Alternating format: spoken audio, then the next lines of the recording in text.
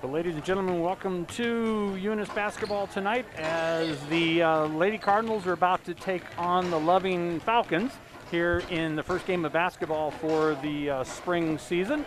And I've got the luxury here of Judge Jim Jones is going to be calling basketball, and he probably get a little animated here because this is his sport and his team here tonight. So, Judge. Yeah, it ought to be interesting. When I agreed to do this sports broadcast stuff, my thinking as we were starting was volleyball I enjoy, but I'm not extremely passionate about. Football I'm passionate about, but at the same time, never coached football or been directly involved other than just playing all the years. And so in basketball, I have a tough time sitting and being quiet. So this is going to be interesting. If you hear me suddenly have a loud outburst with the mic and headphones on, you'll know that I forgot that I'm up here on the radio. Well, nothing wrong with that. And we've got, the clock is saying 3:52, so I think we probably got a little bit more time than that. Let's hear from the sponsors that make these broadcasts possible.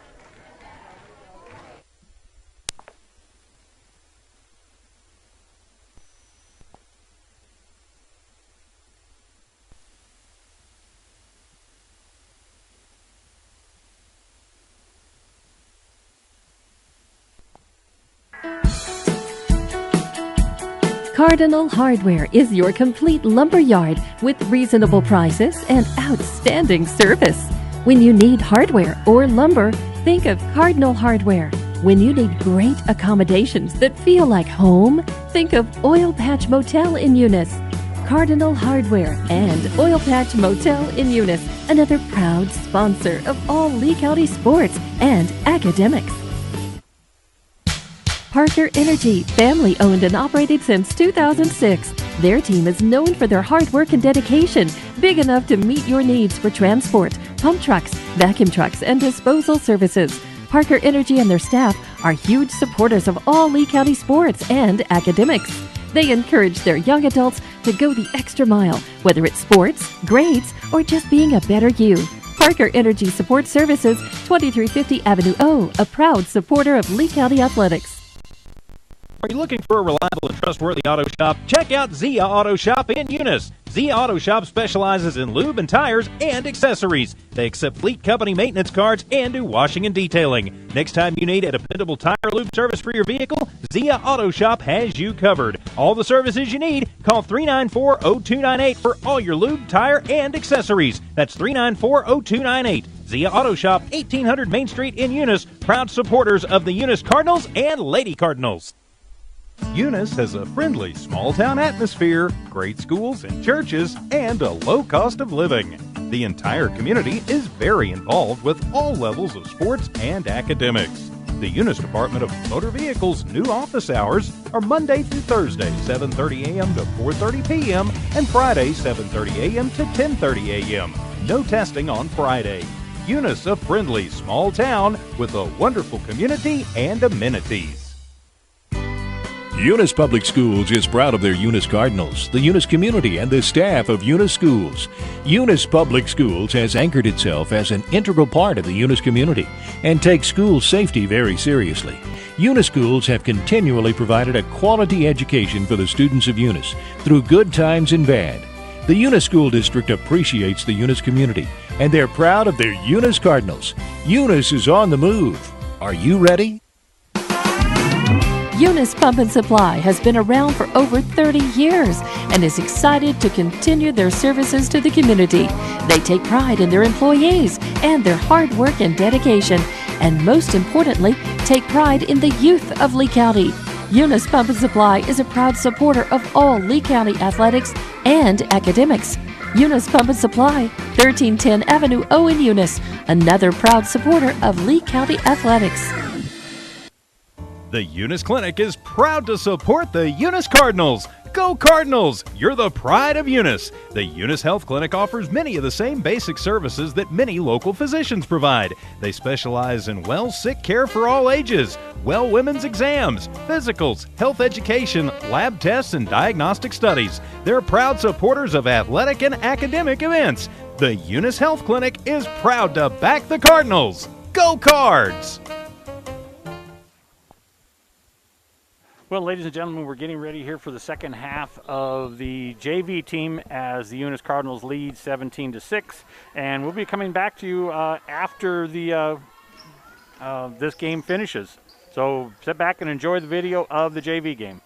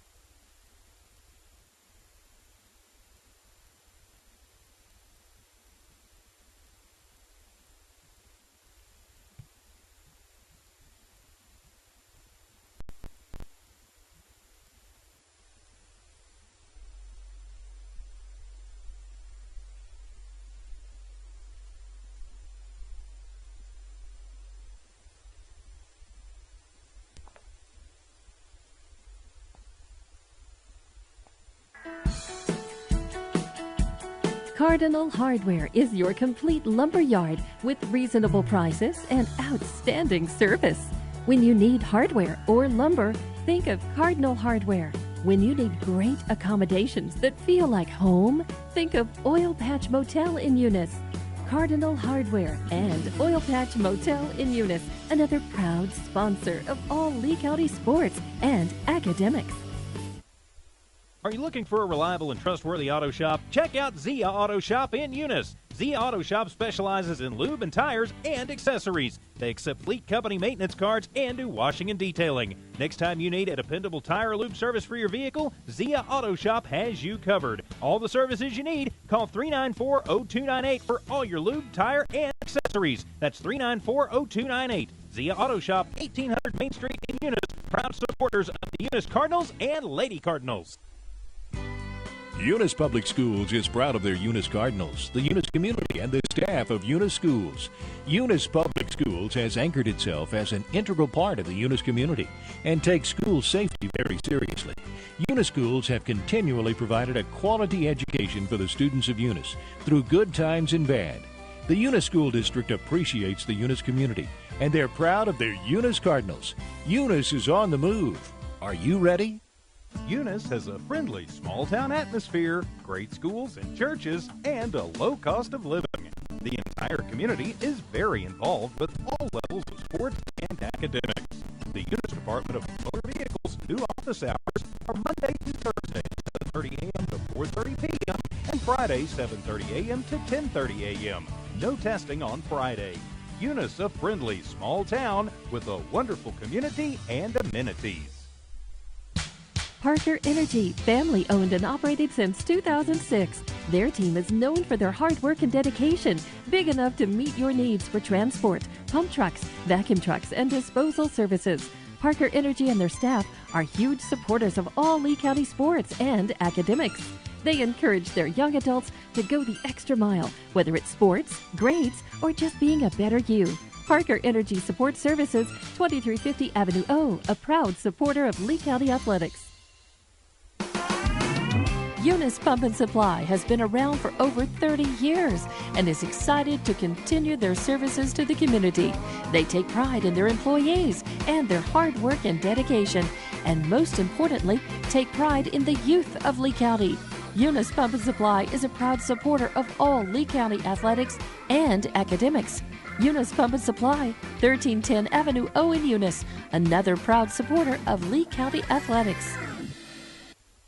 The Eunice Clinic is proud to support the Eunice Cardinals. Go Cardinals! You're the pride of Eunice. The Eunice Health Clinic offers many of the same basic services that many local physicians provide. They specialize in sick care for all ages, women's exams, physicals, health education, lab tests, and diagnostic studies. They're proud supporters of athletic and academic events. The Eunice Health Clinic is proud to back the Cardinals. Go Cards!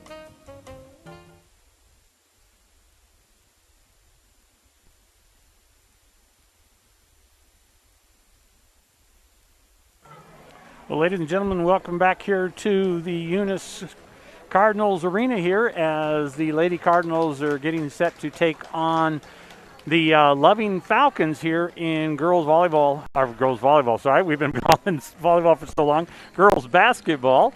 And I've got the pleasure of having Judge Jimmy Jones going to be calling the action with me tonight. What are your thoughts on tonight's game as we get ready to start this season? Well, it's going to be interesting. A few days of practice, and here we are. And, we've got this COVID-shortened athletic seasons here at the beginning of the year, and so we just finished football. I think basketball has about a 5-week regular season with 3, sometimes 4 games a week for the most part. They're all crammed in there. Baseball has just started here, and so my understanding is that most of these kids are having practice at 6 o'clock in the morning and then turning around and going to their spring sport practice in the afternoon. So they're getting 2 hours of practice before school, going to school all day, and then practicing in the afternoon and evening for their other sports that they plan to participate in. So, with Eunice, the reality of the matter is the last 20 years, this has not been a basketball school, and people can say whatever they want, but that's the reality of the matter.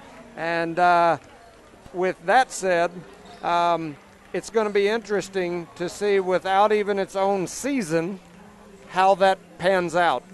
Yeah. Well, and as we talked about, we're looking down here at the girls team, and they have no height and no size. And we've seen a number of these other teams and the volleyball that we know that some of these players, like we look down here at the Loving, and I recognize several of those girls from the volleyball team. And that's going to be a problem, especially like Dexter in a couple of weeks, where they have a couple of very tall girls playing that could give us some real problems. Yeah, we've got Kiki Parker, who, as I mentioned before, has grown tremendously this year, and I think she'll be able to help us. Isabella Garrett is down there playing, and yep. She's got some size, and so my understanding is she's going to be a starter.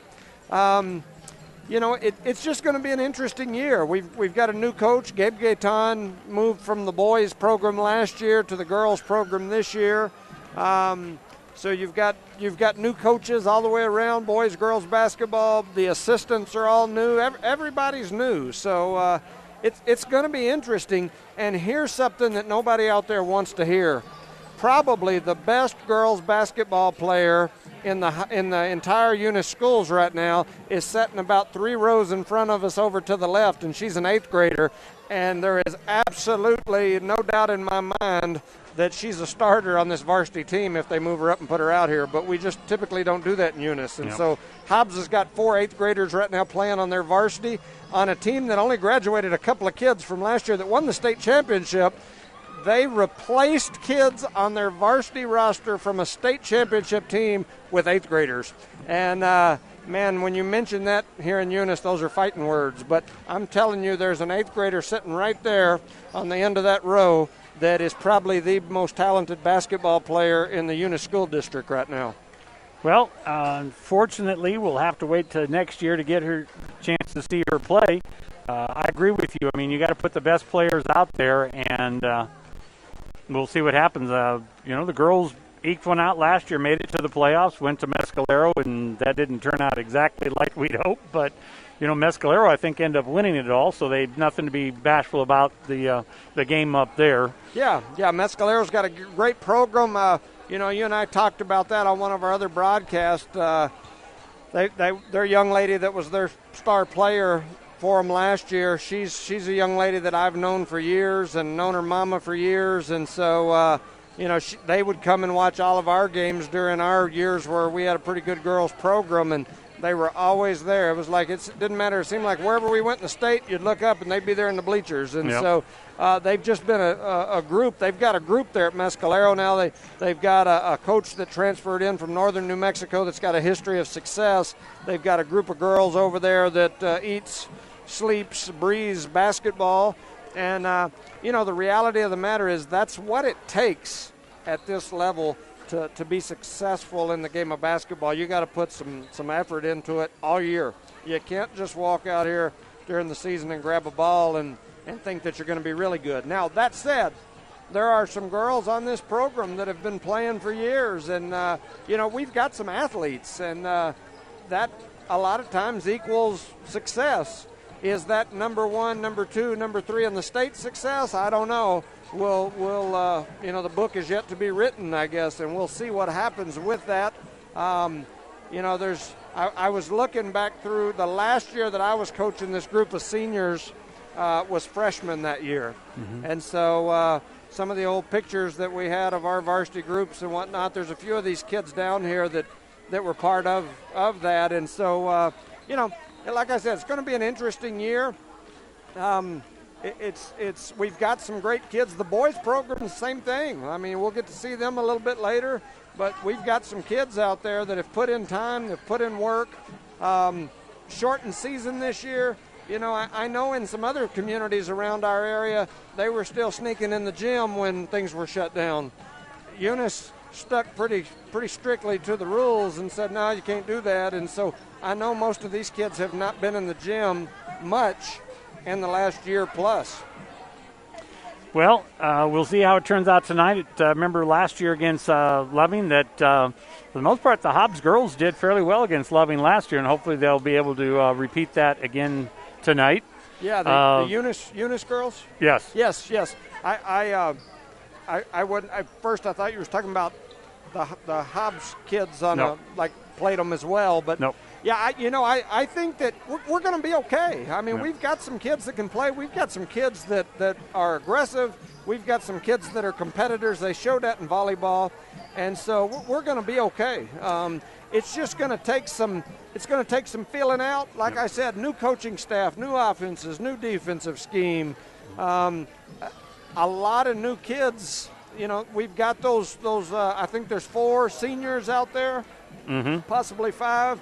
But we've got those kids that have got some varsity experience. But most of the rest of these kids, probably half of that group out there, are those are kids that played JV last year. We're in junior high. I mean, my daughter Chloe Jones is out there, and she's a competitor. She's not very big, but she'll bite your ankles off. And she's a competitor.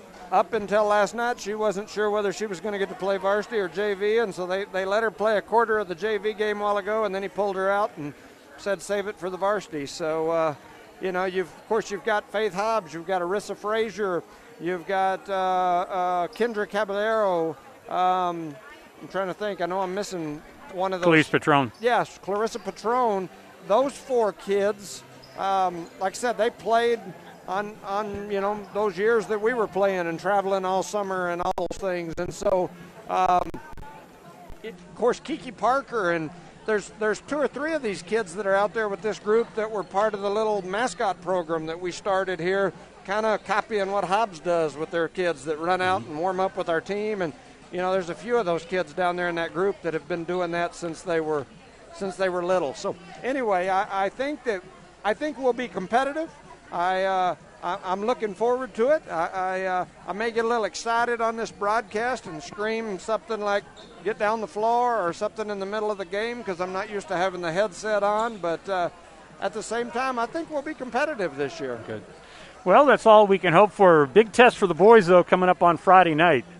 Yeah. As we're going to travel down to Jowl, and I think you said they've gotten some votes already for number 1 in the state. So. Yeah, the coaches polls, they put the first coaches polls out last week. The second coaches poll just came out yesterday or this morning. I can't remember which, but I looked at it, and Jowl had like 3 different coaches from across the state vote them as the number 1 team in the state. I think they're currently setting at like 3 in the coaches poll. Of course, there's the coaches poll, there's the Max Preps poll, 2 different polls. But the coaches poll has them at number 3. They were in the Final 4 last year. They pretty much got everybody returning. So they should be a force to reckon with. And those games, because it's Eunice and Jowl, are always competitive. And I can assure you that's not going to change no matter what the situation is. And with us beating them in basketball this year, I would guess they'll be looking for some revenge come Friday. Yep, I think that you're exactly right. Big test for them. I know when I talked to their coach at the last volleyball game down there, that he was excited about the opportunity, and we'll see what happens. We got the girls' game is going to be kicking off here in about 6 minutes and 40 seconds. So we're going to play the sponsors here again, so that you can listen to the folks and make these broadcasts possible. If it weren't for these sponsors, we wouldn't be on the air with you tonight and being able to bring you video. We apologize. The video is not going to be, we can't get quite high enough up here to give you the full court, but we'll do as best we can to keep those games in. So now let's hear from the people that make these broadcasts possible. Cardinal Hardware is your complete lumber yard with reasonable prices and outstanding service. When you need hardware or lumber, think of Cardinal Hardware. When you need great accommodations that feel like home, think of Oil Patch Motel in Eunice. Cardinal Hardware and Oil Patch Motel in Eunice, another proud sponsor of all Lee County sports and academics. Eunice has a friendly small-town atmosphere, great schools and churches, and a low cost of living. The entire community is very involved with all levels of sports and academics. The Eunice Department of Motor Vehicles' new office hours are Monday through Thursday, 7:30 a.m. to 4:30 p.m., and Friday, 7:30 a.m. to 10:30 a.m. No testing on Friday. Eunice, a friendly small town with a wonderful community and amenities. The Eunice Clinic is proud to support the Eunice Cardinals. Go Cardinals! You're the pride of Eunice. The Eunice Health Clinic offers many of the same basic services that many local physicians provide. They specialize in sick care for all ages, women's exams, physicals, health education, lab tests, and diagnostic studies. They're proud supporters of athletic and academic events. The Eunice Health Clinic is proud to back the Cardinals. Go Cards! Eunice Public Schools is proud of their Eunice Cardinals, the Eunice community, and the staff of Eunice Schools. Eunice Public Schools has anchored itself as an integral part of the Eunice community and takes school safety very seriously. Eunice Schools have continually provided a quality education for the students of Eunice through good times and bad. The Eunice School District appreciates the Eunice community, and they're proud of their Eunice Cardinals. Eunice is on the move. Are you ready? Eunice Pump and Supply has been around for over 30 years and is excited to continue their services to the community. They take pride in their employees and their hard work and dedication, and most importantly, take pride in the youth of Lee County. Eunice Pump and Supply is a proud supporter of all Lee County athletics and academics. Eunice Pump and Supply, 1310 Avenue O in Eunice, another proud supporter of Lee County athletics. Parker Energy, family owned and operated since 2006. Their team is known for their hard work and dedication, big enough to meet your needs for transport, pump trucks, vacuum trucks, and disposal services. Parker Energy and their staff are huge supporters of all Lee County sports and academics. They encourage their young adults to go the extra mile, whether it's sports, grades, or just being a better you.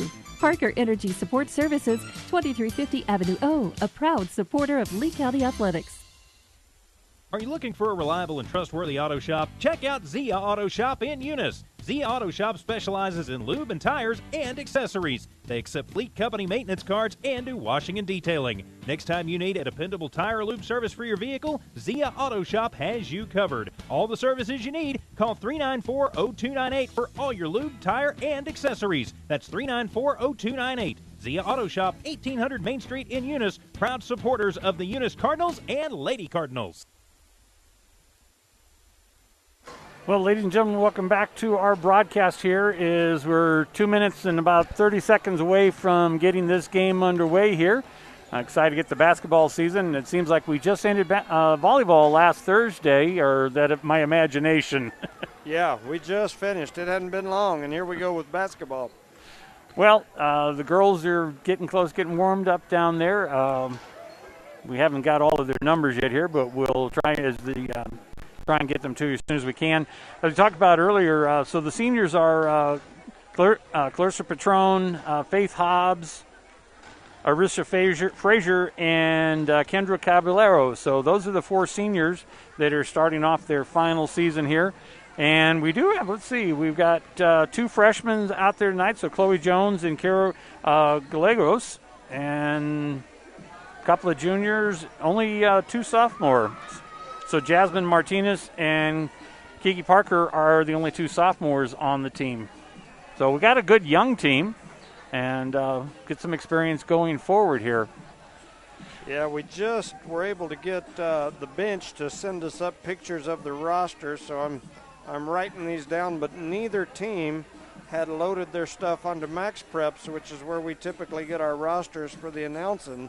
Neither coach from either team had finished all that stuff, so you have to bear with us a little bit. We typically have kind of a game plan prepared as we go into this, and we weren't really able to do that. So do you want to look at these that they sent over?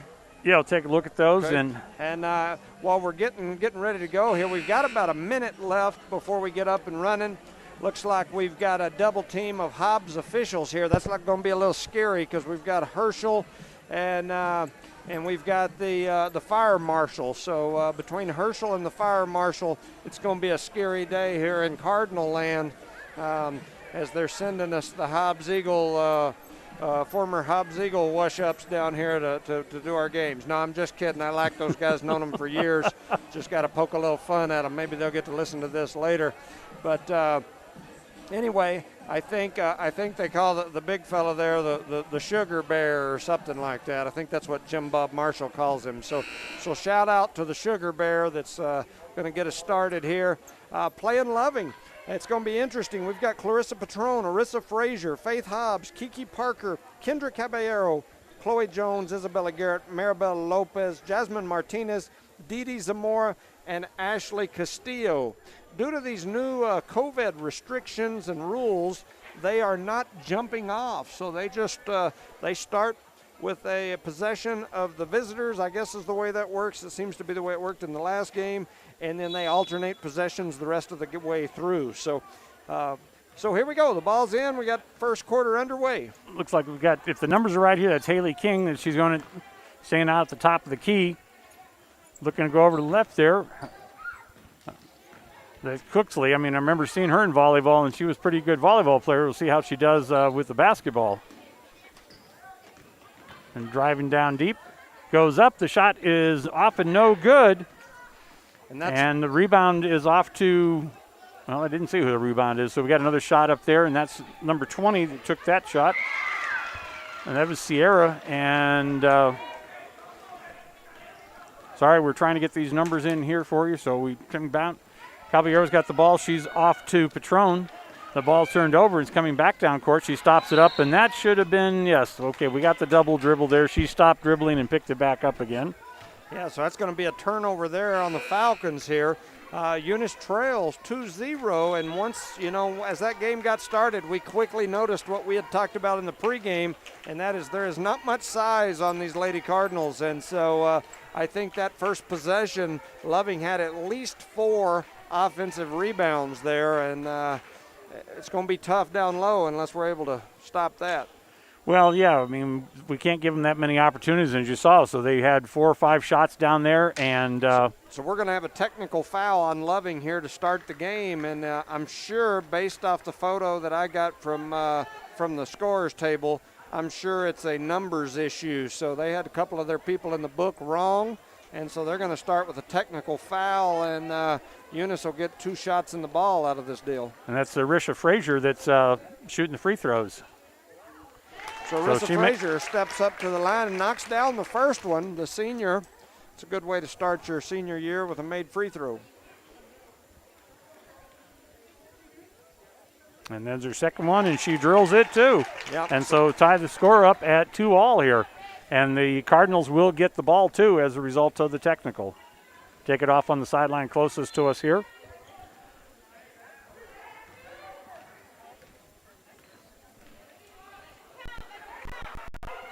I don't have.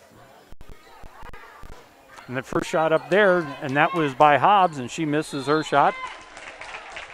And we're going to have a foul there. You know, that 14 that you're talking about, that's Kendra Caballero, and that 6, if you noticed in that deal, was kind of scribbled. I bet you that was a 1 and a 4 side by side. All right, well, we got that updated. So that's Kendra, and she is at the free throw line now. And she misses her first attempt. So with 6:54 remaining here in the first quarter, it's a tie ball game, 2-2. Caballero at the free throw line, and she knocks down the second one to give Eunice a 3-2 lead. Loving will inbounds the ball and start the time clock. Well, and they had a number 32 there as the getting the foul, and I don't have a 32 on my roster either, so I had no chance. So we apologize as the season goes on. We'll get better at those. Garrett gets the rebound there, so we did get advance the hype.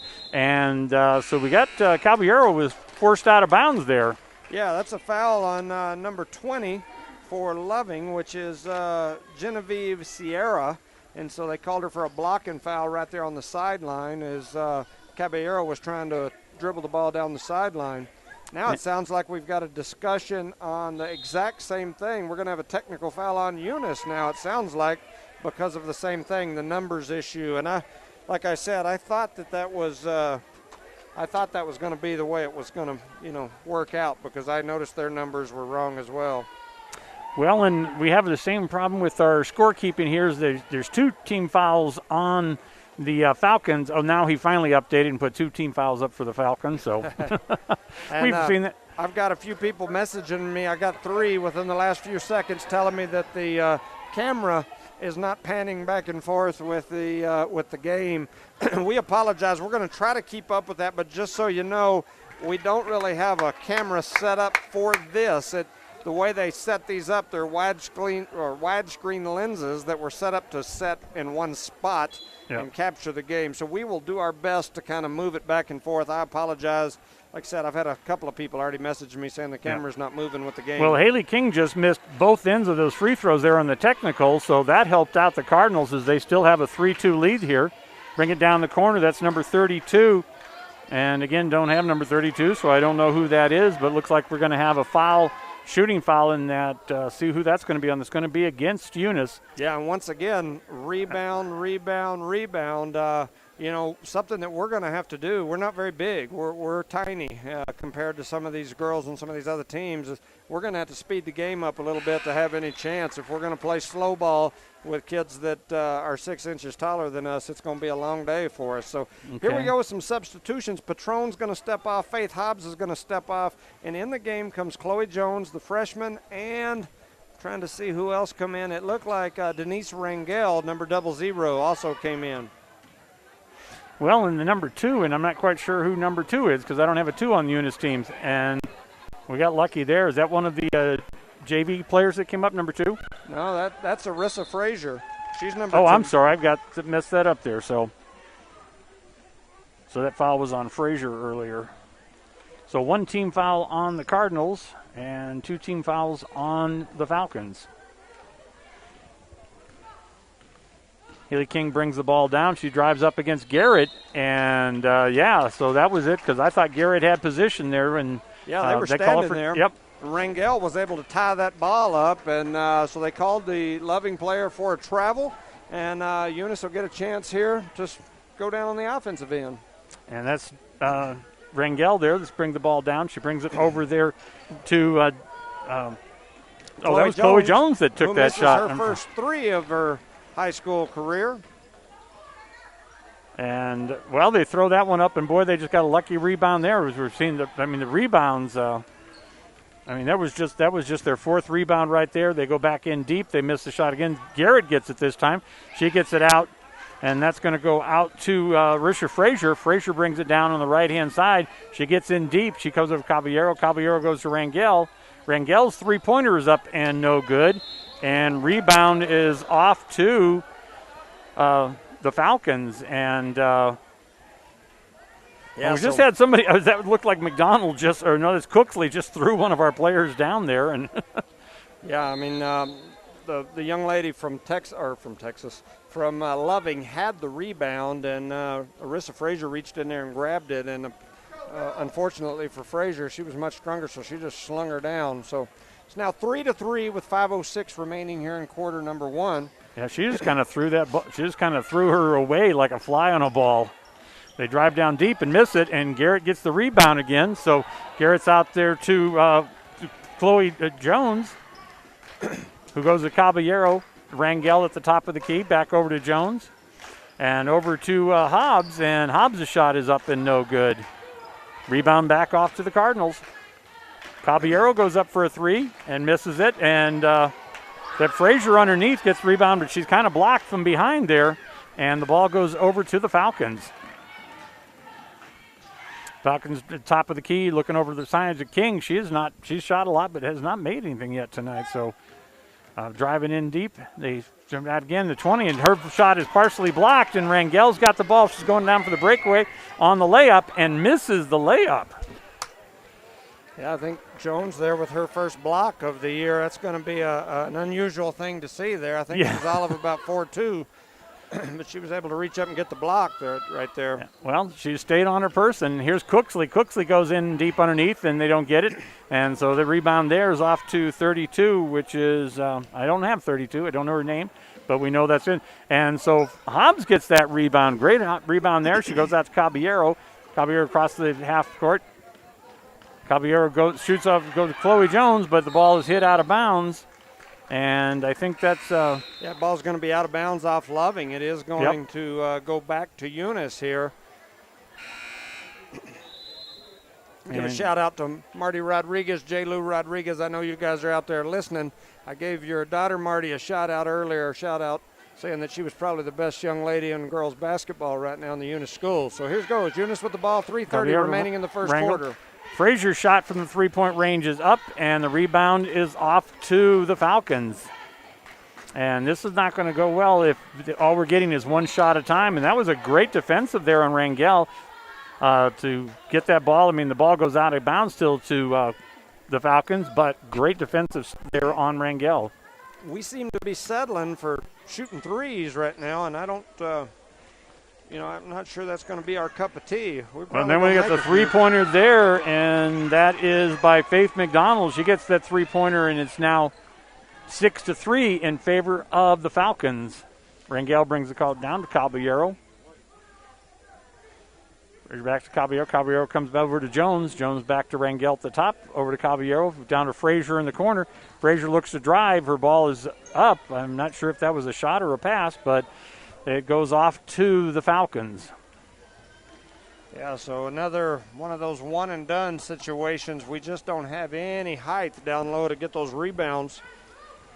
And we're not getting position either, so, well, we got a traveling call there on the Falcons as she tried to put it around her back, but she can't carry it as she turns around. Well, she put it behind her back because she stuck it out front, and Chloe was going to suck it up like a vacuum cleaner, and it ended up behind her, and it was stuck there. So turnover there for the Falcons. All right, Caballero brings the ball down over to Rangel. Back to Caballero at the top. She goes over to Hobbs. Hobbs goes to drive in, and Hobbs' shot is rejected. To Rangel gets it. They tried round in. Rangel's little layup is no good. And was that Rangel holding on to Cooksley there? Yes, it was. Well, Cooksley probably is twice as large as Rangel is, and just yeah, there's some confusion here as to whose ball it is. I believe it's going to be White's ball. They did call a jump ball there. So it's going to be White's ball. Eunice will have the ball. Faith Hobbs will be throwing the ball in. And Rangel did enough to tie her up to get the jump. Yes, she did. And somebody has to go out deep, and Caballero comes up with it. She goes over Rangel. Rangel's three-pointer is up and in, and so Rangel gets a three-pointer there. That's Chloe Jones. Oh, I'm sorry. No proud daddy there. Okay, yeah, 6-all. So Jones for three there. It makes it 6 apiece with 1:45 remaining. And we got the steal. Chloe Jones with the steal. And a layup at the other end. So Jones with 5 quick points for the Lady Cardinals. And the Cardinals take the lead for the first time. Well, I take that back. They had on the free throws at the technical to start the game. But, oh, I'm going to get a blocking foul there on the Cardinals. That's going to be the third team foul on the Cardinals. For those of you watching the broadcast, I apologize. The way the camera's built, the screen is on the opposite side from where I'm sitting, so I can't tell where I'm pointed at or not until I lean over there into Steve's lap, and then I can kind of see where the camera's pointed. So I apologize. All right, so King finally gets her first points of the night as she's had most attempts on the free throw there. That foul was on Denise Rangel. So 3 team fouls on the Cardinals here as 1:30 left here in the first quarter. There's King back up again, and she makes that, and we're back to a tie ball game, 8-all here. 1:29 into the game, or left in the first, sorry. Caballero brings the ball down. It's over to Hobbs. Hobbs looks over. Boy, her and Rangel, yeah. Rangel to Hobbs, back to Rangel. Rangel throws it away. Yeah. But Hobbs knocks it away back, and Rangel gets the ball here, and so Rangel goes back down court. Caballero at the top of the keys. They're trying to set their offense. Over to Rangel. Chloe Jones is on the other side this time, and Hobbs, and she gets fouled driving the baseline, and the young lady from Loving was unable to move her feet and cut her off. She runs into her, knocks her out of bounds. It's now 8-8 with 54 seconds remaining here in quarter number 1. Faith Hobbs will be throwing the ball in for the Eunice Cardinals. Yeah, Faith McDonald and Maddie Cooksley both have a tendency to do that. Yes. They have some size on it, and they're not afraid to use it. So not much movement here.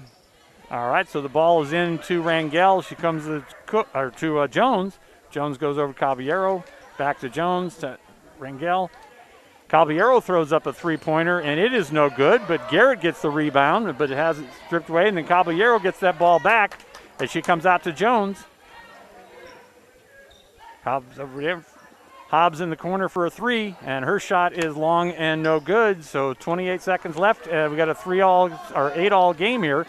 And boy, had a little miscue there on the Falcons, and they turned the ball over. Caballero's driving down, and it looked like she was trying to drive in, saw who was there, and decided not to go there. Yeah, there's now 10 seconds remaining here in quarter number one, and Hobbs drives baseline, and she's fouled by Loving there.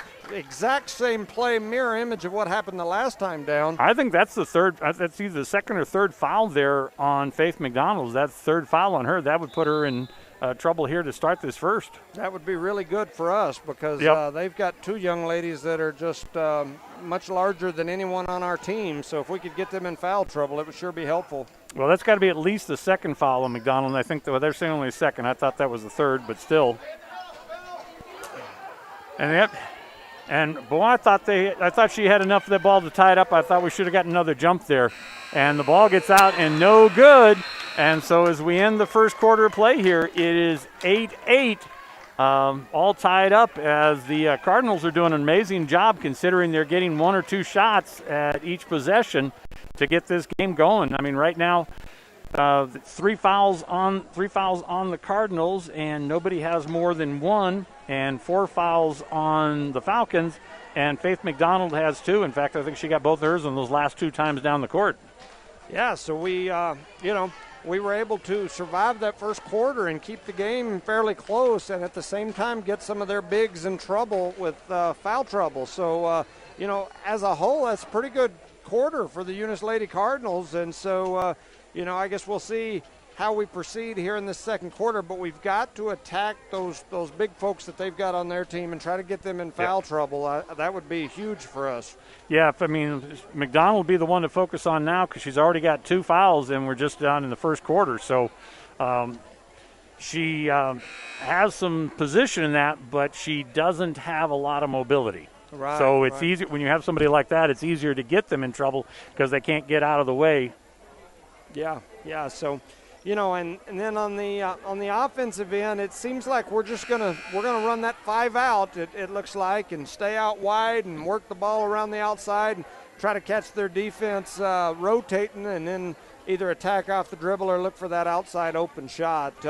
What I'd like to see us do is step up the pace a little bit. We're small, but man, we've got some quick, athletic youngsters out there, and I think we could speed the pace up a little bit, and it would be beneficial to us. All right, so, we've certainly seen when they've tried to drive in, Faith Hobbs has gone underneath there a couple of times and has gotten completely rejected both times she went underneath. There's a 3-point try by Falcons, and the ball's on the ground, and looks like we're going to have a foul. No, we're going to have a jump ball there as Caballero ties up number 10. That is Vasquez, and it's going to be Cardinals ball. Yeah, so with 7:45 left here in the second quarter, it's 8-8. All right, Caballero top of the key. She's going to go over to Frazier. Back over to Frazier. Caballero deep to Hobbs. Hobbs is going to throw up that 3-pointer from the corner, and it's no good. And Thirst Patron was in underneath and almost got herself a rebound, but knocked the ball out of bounds instead. Yeah, so that's off Eunice, back over to Loving, and Loving will bring the ball in now and get an opportunity to attack on the offensive end. All right, Haley King bringing the ball down again. She's going to go to Sierra. Sierra's going to go back over to 32. Her shot is up and no good. The ball is on the ground, and it looks like we got Garrett and Kaylee King that tied up on that one, jump ball, so that should be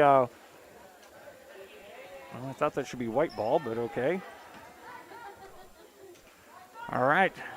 Trying to get the ball inside here, bring it into King. And this is almost looking like a varsity versus a JV when you look at this size matchup here. Well, it's just very slow paced. Yeah. And they get the ball on the ground there, and the Cardinals almost batted away. King tries to drive in. She does, but her shot is up and no good. And they get the rebound, and again, no good there. Garrett has got position, gets the rebound that time. And Caballero thought she got dropped out of bounds, but they didn't call it. King drives down again. King gets her own rebound, and this time she's up and in, and it's now 10-8 in favor of the Falcons. Yeah, so once again, offensive rebounds. Oh, boy. Caballero throws that one over to Frazier, to Frazier, and Frazier can't handle it. It goes out of bounds. Yeah, so it's now 10-8 in favor of Loving here with 6:25 remaining in the second quarter. Played almost 10 minutes of basketball, and it's only 18 points scored. So that's what you said, a slow pace. Yeah, both teams just seem to be content with setting back inside the three-point line half-court defense. And that was King up again, and so that by the time the ball is going to go out of bounds on Vasquez, and it's going to go back over to Cardinals ball. Hobbs inbounds it to Caballero. And they don't seem to want to pressure or anything else, so Caballero brings it down over the line with no pressure. Yeah, and both offenses seem content with just sitting out there throwing it back and forth. Yeah. Hobbs drives in the thing, and shot is up and no good, and the rebound off to the Falcons. Again, one shot and done. So King brings it down. She brings it to center court out to, one of these times we'll find out who number 32 is. And that time King's shot is up and good, and it's now 13-8 as that three-pointer is good by King. Yeah, so here comes Eunice down the floor with the ball. Pitch over to Hobbs. Hobbs back to Caballero, back to Hobbs, back to Caballero, back to Hobbs, back to Caballero again. Over to Frazier. We seem content with playing musical passes here. Yeah, and then we turn it over. And Frazier tries to drive the baseline, and she's blocked out and lets the ball go off of her foot there. Yeah, so Garrett will step off, as well as Patron. Chloe Jones and Rangel will step back on for the Lady Cards. 5 minutes left here in the first half. The Cards trail 8-13. Up, up. I'm going to holler here in this mic a couple times. Cooksley out at the top of the key. Not somebody you typically want to see running the ball, but she's got that over to King on the left side. King looks to drive in, and the ball's knocked away, and Jones picks it up and throws the pass away. And King's got the ball back in, and boy, we're thinking that was a couple of double dribbles there, but and look, is that a timeout called by the Cardinals? No, it's a timeout by Loving. Jones had a steal there, and right after she got a steal, she did the one thing that I tell folks never to do and just chunked it down the floor without getting control of it, and so she got a steal and a turnover within 2 seconds of each other. So it's now 4:36 remaining here in the first half. Here in our first basketball game of the year, Eunice trails 8-13 and just can't really seem to get anything going offensively. Well, they're shooting, as you keep saying, they're shooting the threes, and none of them are dropping. They're probably about, let's see, we've yet to make a single free throw, and so we've got 3 2-pointers and 2 free throws. Yeah, well, and we made a 3. We made the 1 3. That was the one while ago when you said Rangel. Yep. So I'm a little partial on that one. I remember that one going in. But so here we go. They're about to inbound the ball. Loving is set up in that 1-2-2 matchup zone defense that they've ran for the last several years. All right, Caballero goes over to Hobbs. Hobbs goes down the deep to Jones. Jones' shot is up and no good, and the rebound a little physical there on those. Ooh.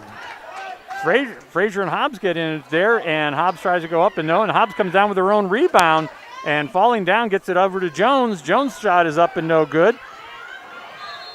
And I think we're going to get a foul there on the Cardinals.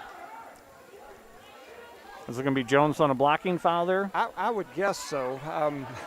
And I apologize again for those of you trying to watch. I apologize. I can't see the screen.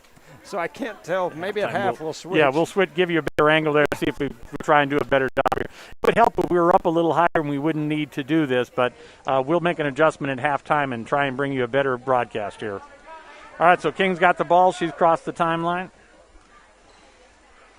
She throws it out the left side. It's tied up by Caballero, and Caballero, is going to get a foul there. She got hand instead of ball. Great try by Caballero. She had her tied up for a second, but ends up with the foul. So that's Caballero's first foul, the fifth team foul. You know, with Caballero and Jones up front, I think it'd be wise of us to put a little pressure up there on the top on the ball. Yeah, give him so much time. King goes inside with it, and we're just overmatched, but we get the rebound that time. And that's Jasmine Martinez that got that ball. So they bring it down court. Caballero's got the ball top of the key. She's over to Hobbs.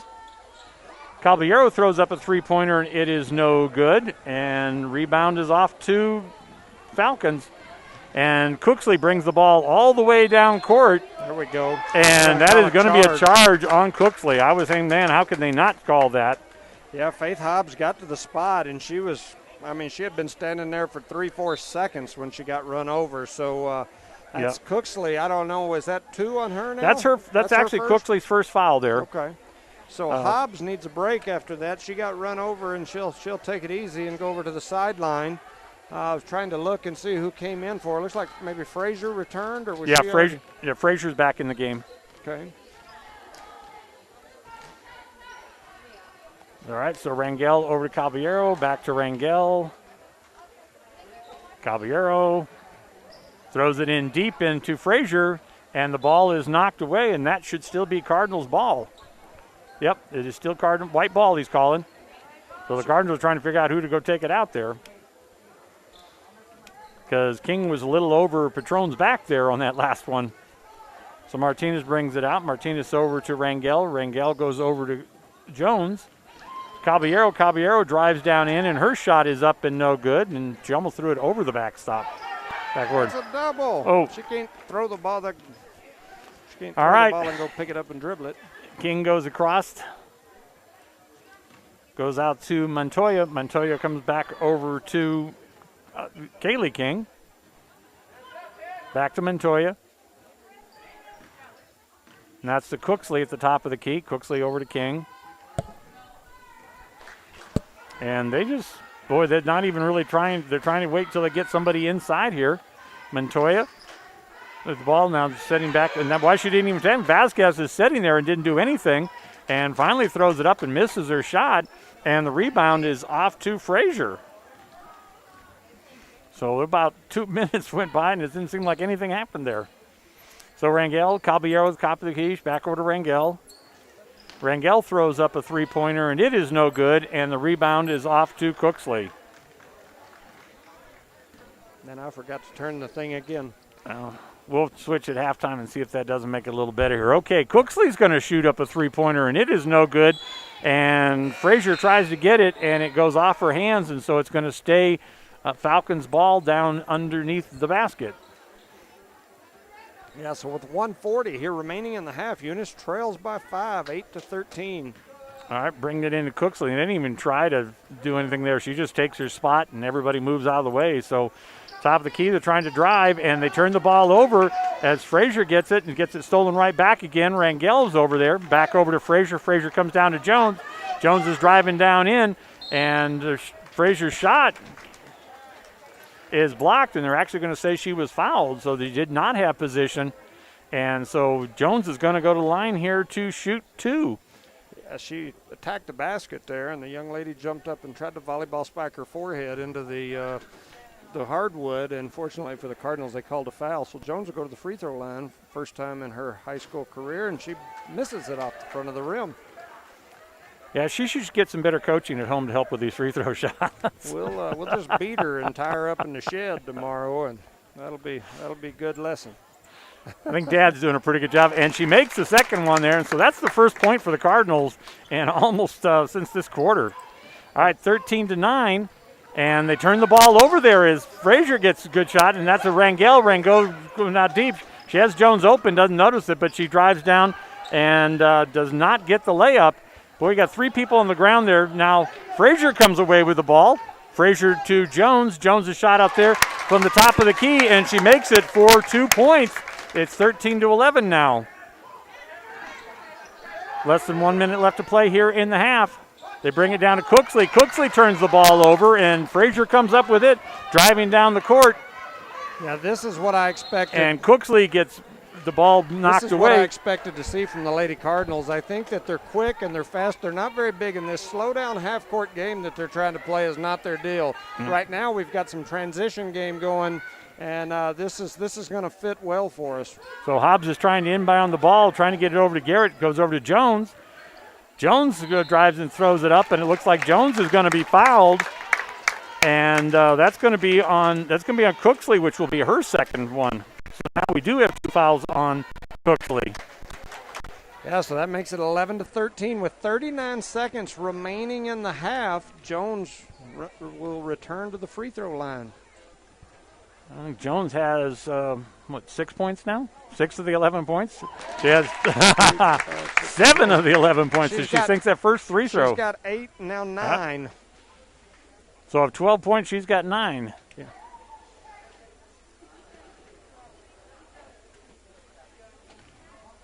All right, she has a chance to tie this game up here. There's a shot, and she sinks that one. That's 10.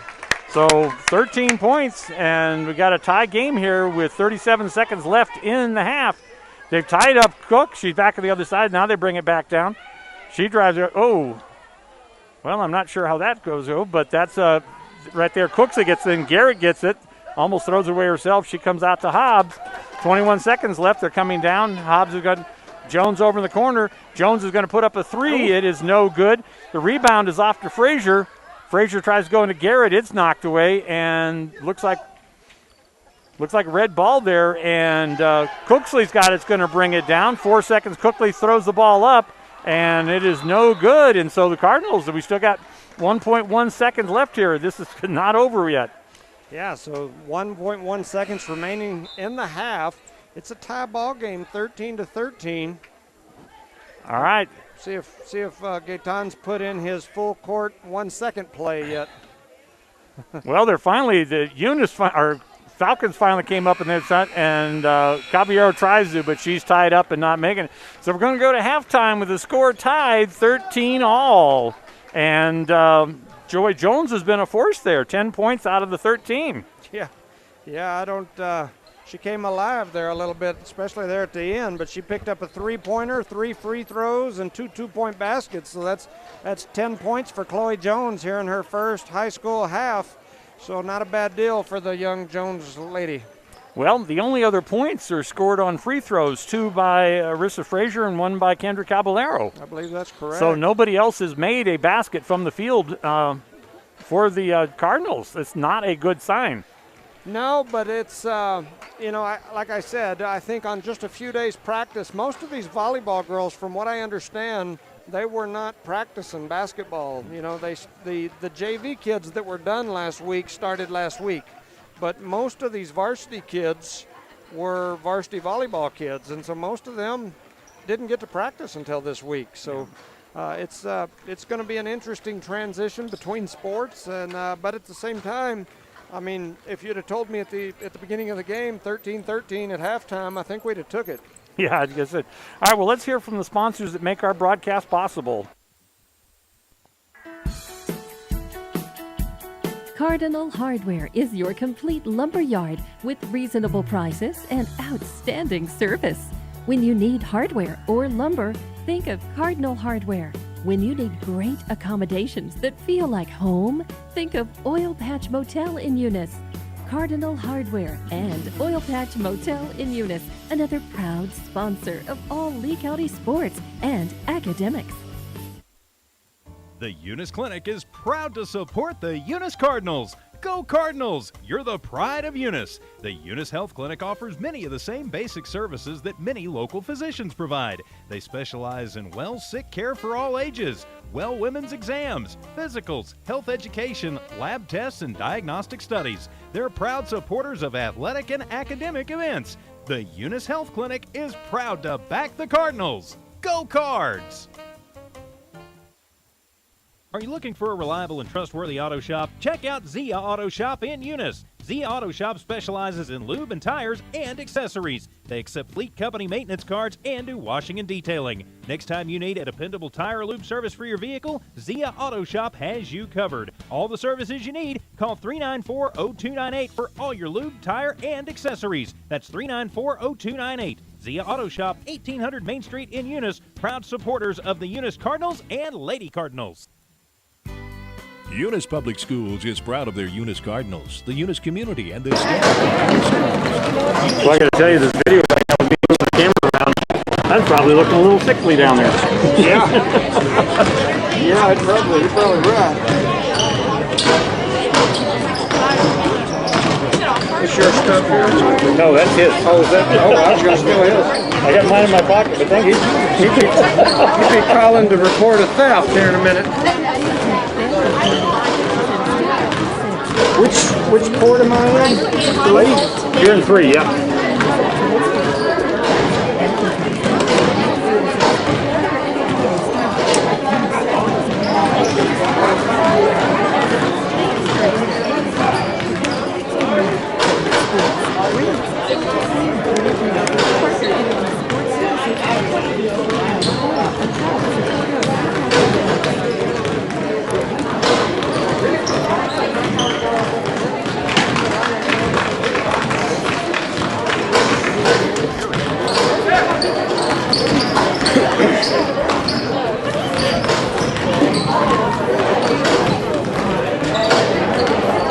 Gets that, I'm just going to go and we'll be back live in 3 minutes. And that way we won't hear about the ads and we'll just sit. That's all right.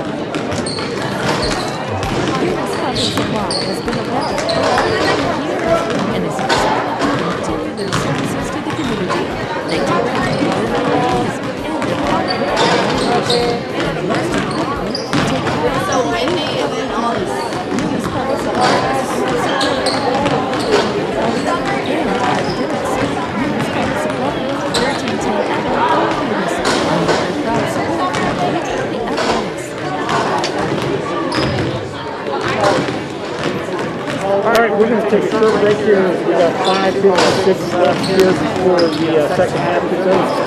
We're 5:13 all, and we'll be back in 3 minutes.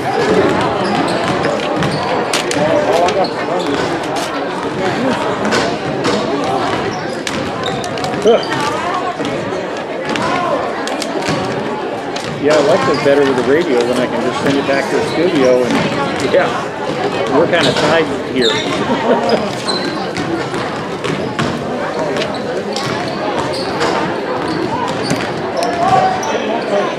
Boy, Hayden looks a little short out for that team. At least the boys team doesn't seem to be lacking in any height. Yeah, no, the boys team's got some size.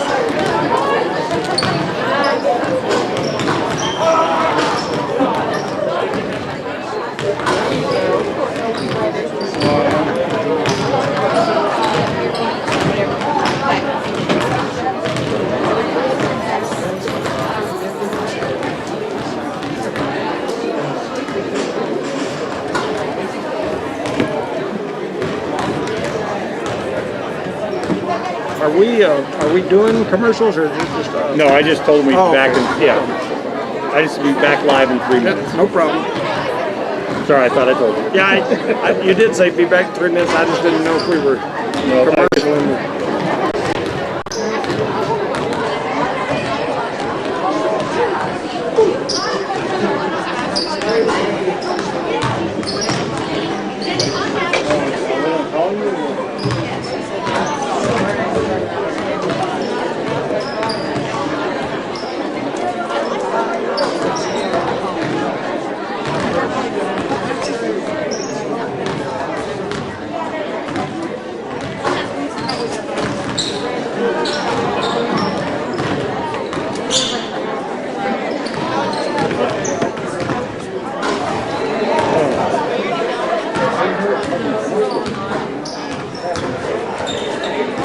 2:45. You may step on it a little bit? So at 2:45, we'll go back live and talk about what we need to do in the second half. You're the reigning coach. You talk about what we need to do in the second half. don't know. We'll see. You probably have a better idea than I do. You've at least called this game before. I mean, you know, as a coach, and you're making a game plan.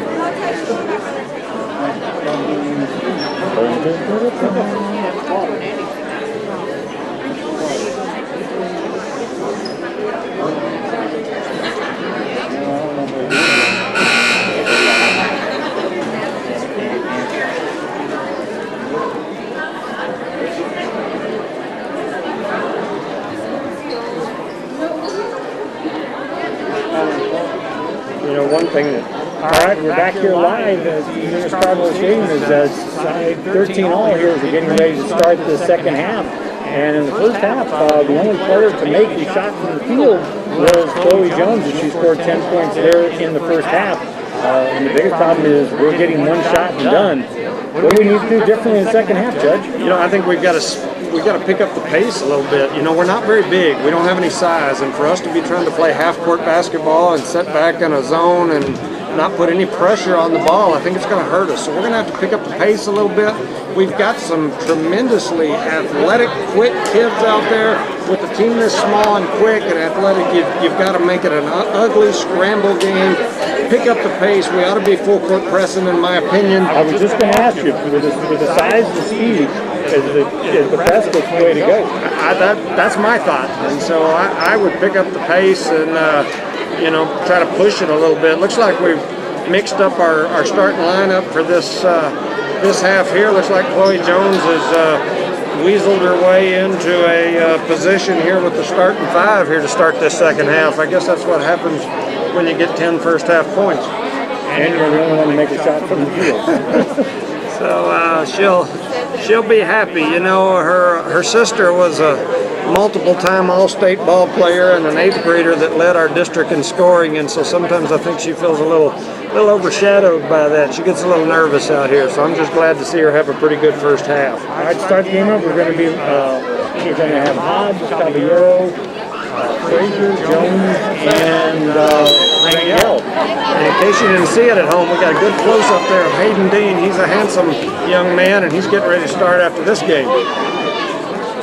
All right. Over Jones back there. Here comes Jones at three-pointer and is up to no good. But Frazier gets position and actually gets a rebound.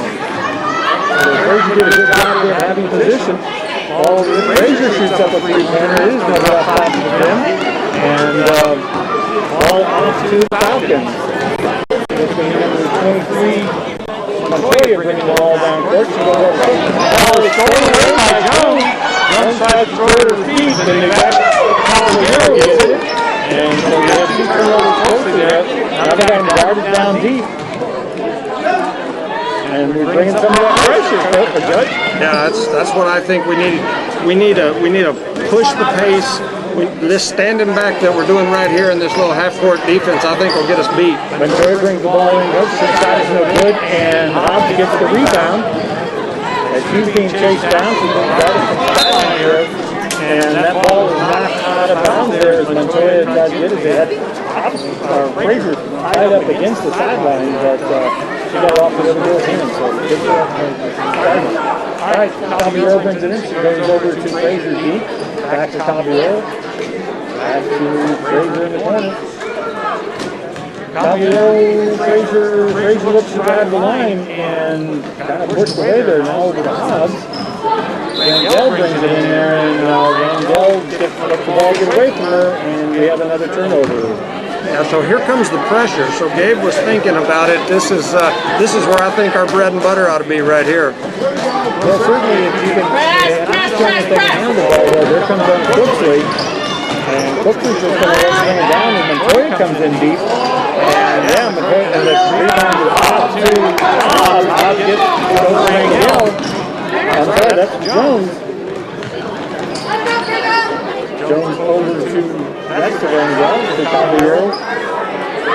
Frazier in the corner, same thing here. So Frazier gets the three. Frazier goes to drive the baseline, doesn't get the shot. And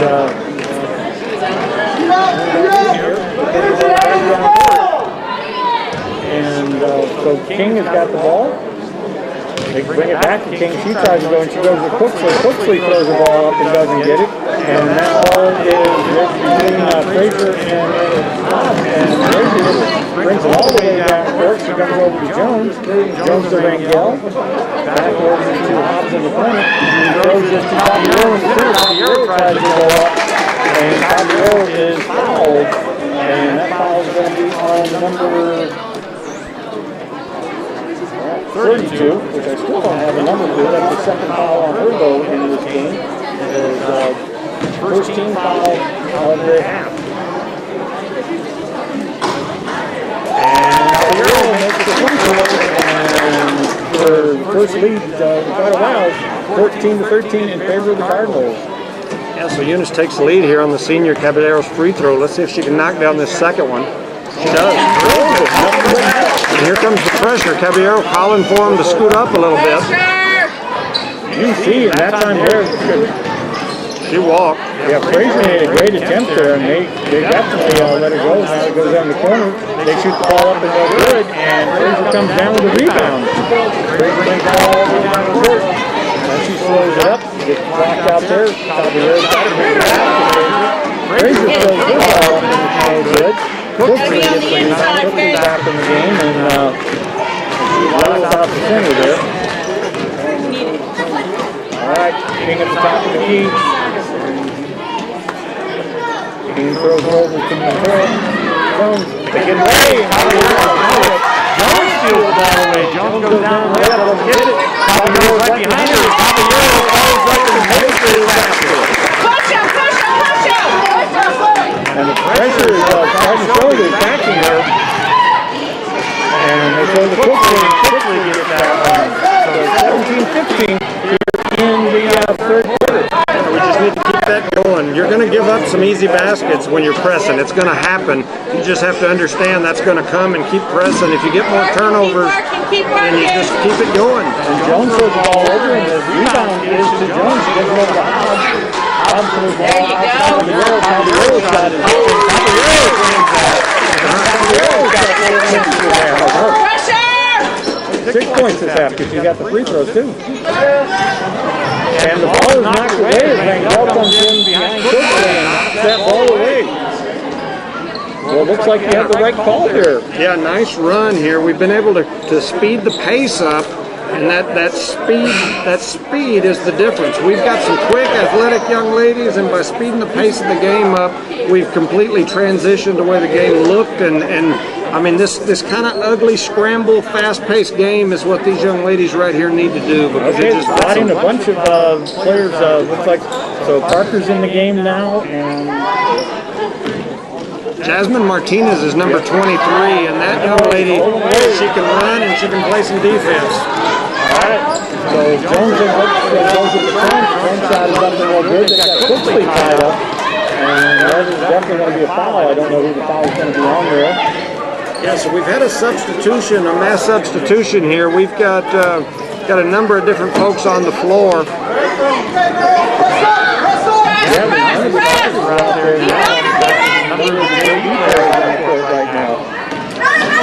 Bear pulls her up, and she should have been called for that one because she stepped forward, stepped back, and did not keep a pivot foot, but they let her get away with it. Push, push, push!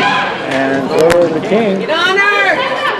Patron, you guys need to come out on them. You can't just let her set up there. Yeah, that's right now I think is the biggest hole in our game is we're setting back on defense and just. They're going to rebound as Faith McDonald's shot is up and no good. And so Jasmine Martinez brings the ball down. She comes over to Parker. Parker goes to Jones. Parker to Martinez. To Patron. Martinez. Parker's three-point is up and no good. And I didn't know you could put the ball on the way like that. Pressure! Rebound.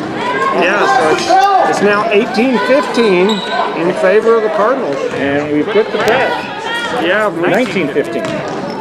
And Jones had the buck. And I would say, I don't know how you get that on Jones. Jones lost control of that ball there and it was traveling. Yeah, Jones was out here on the wing. So No, I'm talking on their team. They got a not Jones. Jones, King. Oh, okay. King, I'm sorry. I didn't see another Jones. No, that was King. The King had lost possession of that ball coming to the hoop. I'm not exactly sure how we get a foul. And that foul is on number 1, which is Joan that Rachel's foul. Looks like we're going to have 5 in, 5 out here, so they're going to sub the whole group in, which I think this is probably the way to go this year. I think subbing in mass subs like that and just pressing, running craziness, I think that's going to be our key.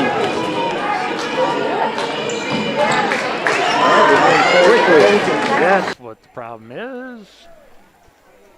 All right, I think we were getting some more crowd noise than we were getting the camera microphone.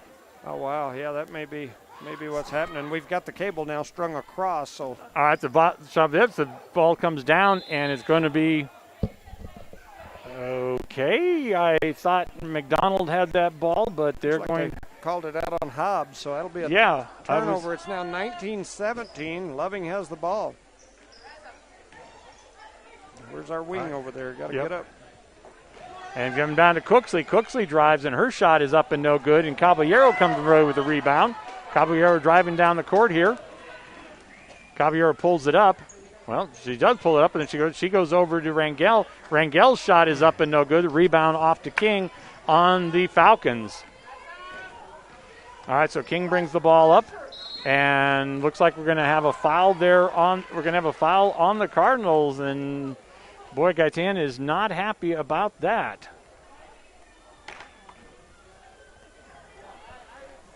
So another foul on the Cardinals. That's going to be on number 0. So that's Denise Rangel. That's her second foul. Third team foul on the Cardinals. Away, and Caballero comes away with it. Rangel's got the ball, bringing it down court. She looks like she wants to drive all the way, and she goes up and in. Her shot's no good, and the ball it's on number 45, Ashley Castillo, but the ball is knocked away, and it's going to stay with the Cardinals. Yeah, for some reason our little sound piece is trying to kick out, and I'm having to hold it in. All right, back to Caballero at the top of the key. And to Rangel. Rangel was all the way over to Hobbs, but McDonald knocks it away, but the ball stays with the Cardinals. 19-17, 1:25 left here in the third. 13 all tie at halftime. Hobbs throws her ball up, and she drains a three-pointer. 22-17 now. All right, it got a turnover there. Caballero, she gets it over to Frazier. Frazier's shot is up and no good. The rebound is off to Rangel. Rangel can't get her ball up. We have 3 or 4 rebounds. Caballero's down. She gets it over to Rangel. Rangel throws it out to Frazier, top of the key. Caballero comes back out. They're going to reset their offense. Hobbs over in the corner there. Hobbs' shot is up and no good. And the rebound is off to King and McDonald. Now Cooksley's got the ball, bringing it down. She sends it over to Montoya. Montoya's shot is up and good, and Montoya gets the three-pointer for the Falcons. 22-20, 30 seconds left here in the quarter. Copy of Rangel. Rangel throws up a three-pointer. It is no good. The rebound comes over to McDonald, off to Cooksley now. Cooksley's going to bring the ball down court. And I didn't see where that one's ever been. Yeah, I was about to throw my headset down there on the court at that one. Earlier, the same young lady threw it down the floor and then ran down the floor and caught her own pass. That time she was going to do it again, and so luckily they called a turnover. So it's 22-20 with 10 seconds to go. Caballero has the ball. Throws it over to Jones. Jones back over to Caballero. Caballero over to Frazier. Caballero throws up hers. Her shot is blocked. It tries to go inside with it, and that is the end of the quarter. Yeah, quite an interesting quarter there. We look better. That fast-paced scramble style I think is going to be our bread and butter. We have got, in just my opinion, we've got to quit setting back in a lane half no pressure defense. I just think we're too small to have much success playing like that. And where we've had our success is when we're up pressuring the ball. Yeah, we saw a couple of early drives there. We finally saw some of the other players making shots from the field, which has certainly made a difference. Had a couple of three-pointers there, one by Caballero. I think Caballero has 5 points there in that third quarter. So as we getting ready to the fourth quarter here, the Cardinals are going to go to the final quarter with a lead 22-20. 3 fouls on the Cardinals, 1 foul on the Falcons, and really nobody in foul trouble. Denise Rangel has 2. Faith McDonald has 2 for the Cardinals. Maddie Cooksley has 2, and whoever number 32 is on the Falcons, she has 2. Right. Yeah, I think that that quarter looked a lot better. I noticed Coach Gaetan starting to speed it up a little bit. He's subbing folks. I just think that there was definitely some good things going on there. I think we've just got to create that helter-skelter, fast-paced stuff. See, this right here is the only thing that I'm still just not sure about, this standing back in the half court. And the ball goes up, and the rebound is off to Caballero. And Caballero brings the ball down. It was a fast break there. She had a couple of players that she should have gone out. Then she goes over to Garrett. Garrett's shot is up and bound, so 24-20. Yeah, nice ball there by Isabella Garrett. She does a heck of a job. And all right, Caballero blocks away, and Jones gets the ball, brings it down. Jones going to drive down, and she misses it. The rebound is off to the Falcons. The Falcons go down to Cooksley. Cooksley drives all the way. Her layup is no good. Now it's off to Caballero. Caballero's got Jones down court. Jones get tied up in the corner. Jones travels with the ball. She got tied up over there and trying to drive the basket. Yeah. So the ball goes back over the Falcons. Cardinals got a lead 24-20.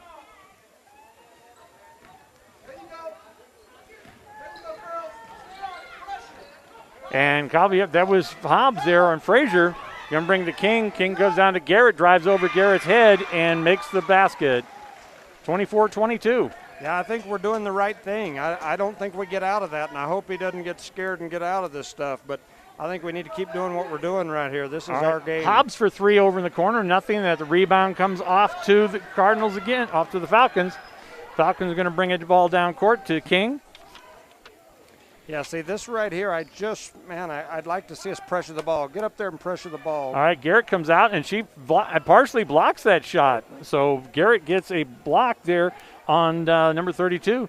So Frazier comes down the corner. Caballero goes to Jones. Jones drives the court and sinks it. So Jones extends the lead 26-22.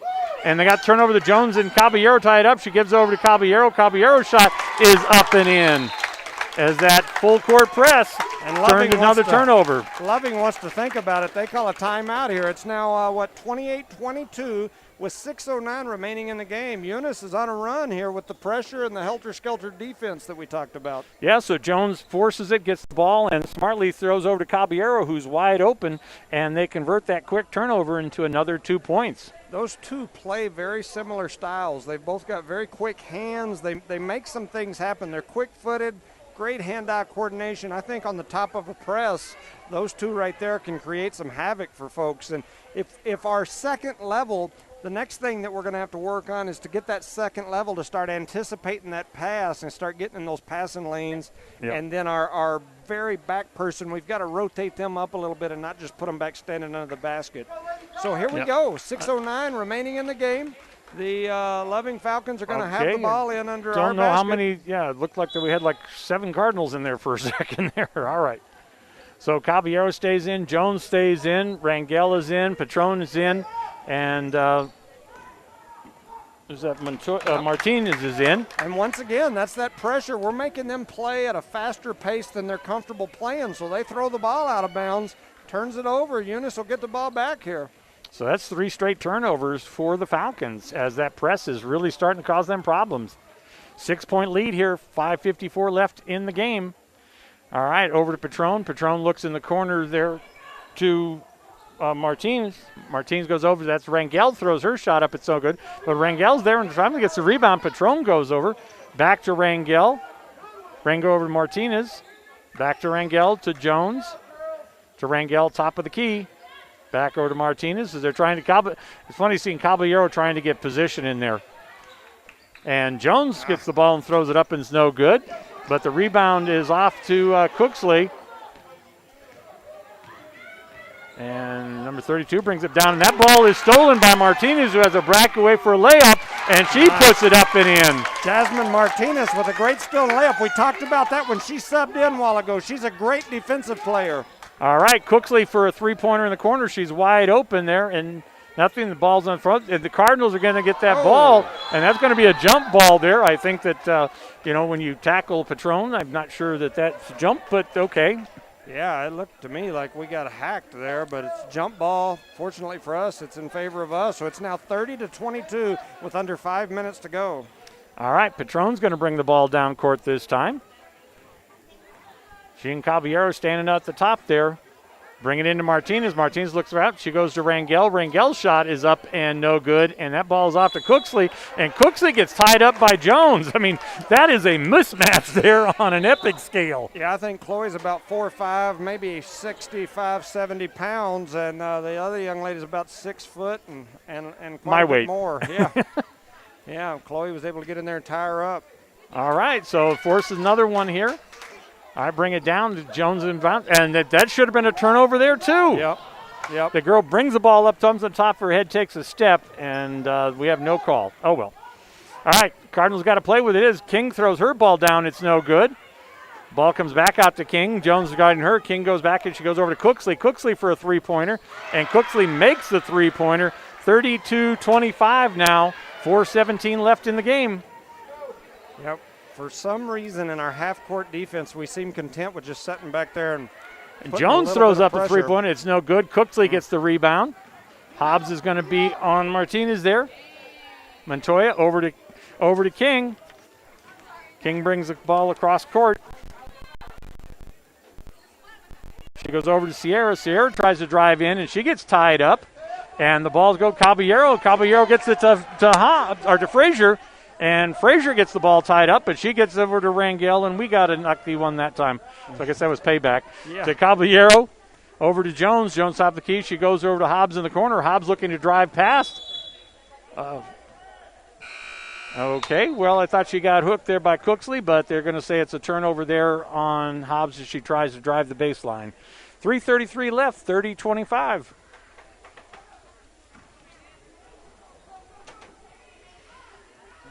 No reason. All right, King's going to try and bring the doubling up on King, and Jones tries to steal away from Martinez. It comes all the way down, and Hobbs, they're going to call that on Hobbs. So Hobbs gets a foul there. That's going to be a possession foul.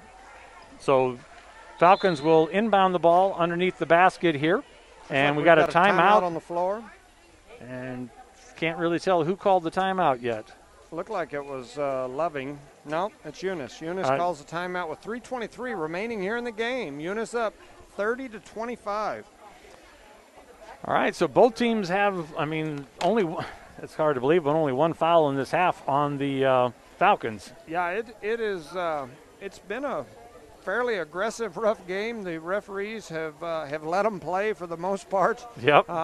Another reason, all the more reason why we should be playing some aggressive defense. And so, maybe we can keep that going. We've been able to use that momentum off that fast-paced defense. I think the only thing that we're still, in my opinion, still not doing is when we're setting up our pressure after made baskets or on a dead ball.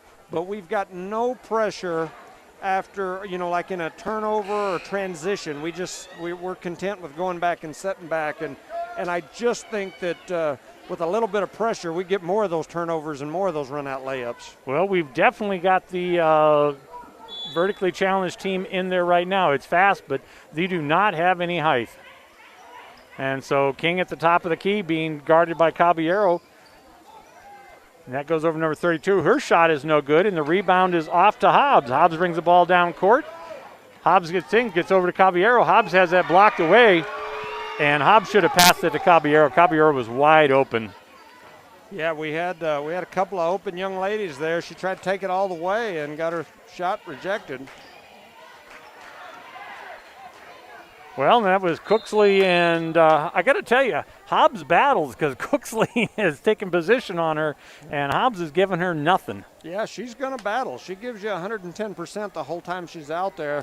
It was great for her to pull that ball away from someone much larger.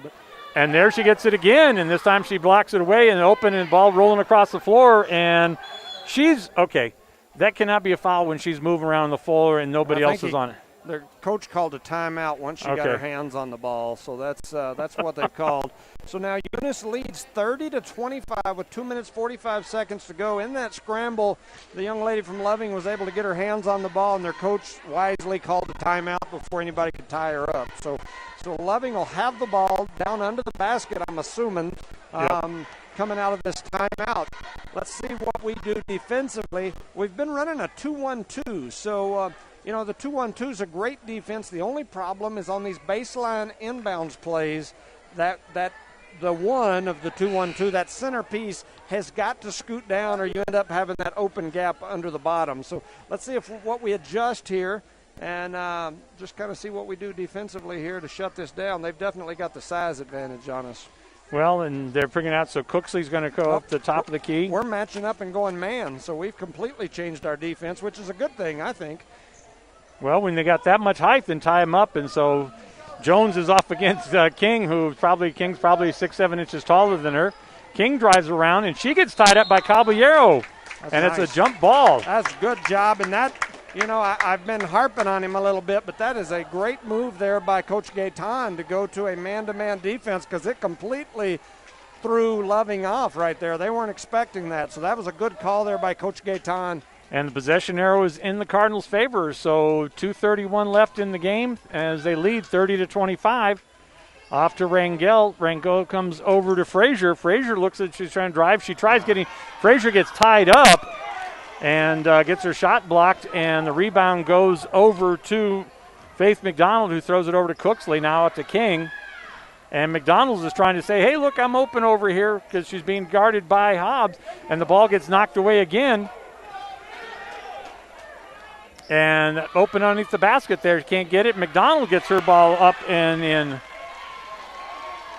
So McDonald was waving her hand saying wide open here, and she finally gets the ball to her, and she puts it up and in. 30-27 in favor of the Cardinals. All right. We've just got to be smart here. And that's going to be a foul there. With under 2 minutes to go, we've got to be smart and take care of the basketball. And, there's a fine line between when to attack and when to let that clock run. Yep. So Montoya gets the foul there, and it's going to be the Cardinals' ball again. Jones has got it. Jones drives in, and her shot is partially blocked. It looks like she's going to be called a foul, and that foul may be on Cooksley, although Cooksley's only got 2, so it's not going to really put her in any big trouble, and it's only the third team foul. Yeah, so Jones spun back to the middle there, was able to attack and run right into 3 defenders, and that's what you do. You attack that defense and get you to the free throw line. And Jones' first shot is up and no good, and I think that's the first free throw. No, she missed her first one, but she hadn't missed one in a while. Yeah, missed that one. Need to relax, hold that follow through a little bit right over the front of the rim. Get that 4-point lead here. She throws it up again, and this time she buries it, nothing but net. And we're going to have a substitution as Rangel is coming out, and Martinez, who's been playing quite well, is coming into the game. Yeah, and I don't understand. And Jones steals that one away, but her shot is blocked, and the ball goes back over to the Falcons. All right, so King's trying to drive in. She goes into Cooksley. Cooksley's being guarded by Hobbs, and Cooksley puts it in and up, and it's 31-29 now in favor of the Cardinals. 1:17 left. Caballero brings the ball down. She's trying to drive in deep, can't get it. And we got a timeout here on the Cardinals have called a timeout. 1:09 left in the game. They have a 2-point lead. Yeah, so interesting here. We've seen a couple of decent moves on both sides, kind of some coaching chess here. Coach Gaetan adjusted to some man-to-man defense, which we haven't played the whole time. Then that last transition, it cost us because everybody – was trying to find the same man they had last time. We had one young lady running around, people switched, didn't understand how to adjust right, and they ended up getting a wide open shot down low. Yep. And so, we'll see what happens here. As we come out of this timeout, see what adjustments can be made. It's 31-29 with just over a minute remaining in this game. Well, they've definitely got the height team in there as McDonald and Cooksley are in along with King. And so they've definitely got the height. So the ball's inbounded to Jones. And over to Caballero, who throws it in the corner to Hobbs. Hobbs is tied up in the corner. She drives away. She throws it to Caballero. And to Jones, as it looks like they're just trying to run this clock down deep here. Back to Jones at the top of the key. They come out to guard her. She goes back over to Frazier.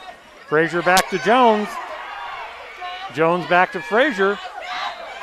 And that's going to be a foul on McDonald's as she had a takedown there on Frazier.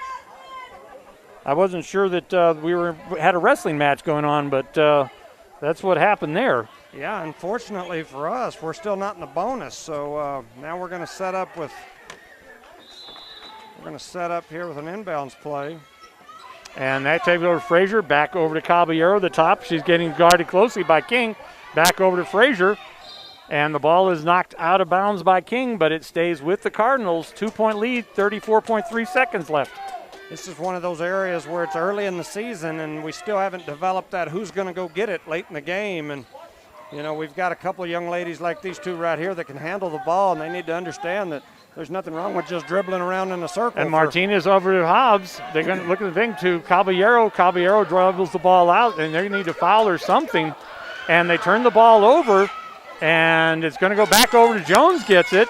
Jones' drive is back down there. Nice dribbling there. She goes over to Caballero. It's going to go back over to Hobbs, and Hobbs is taken down. That should be an intentional.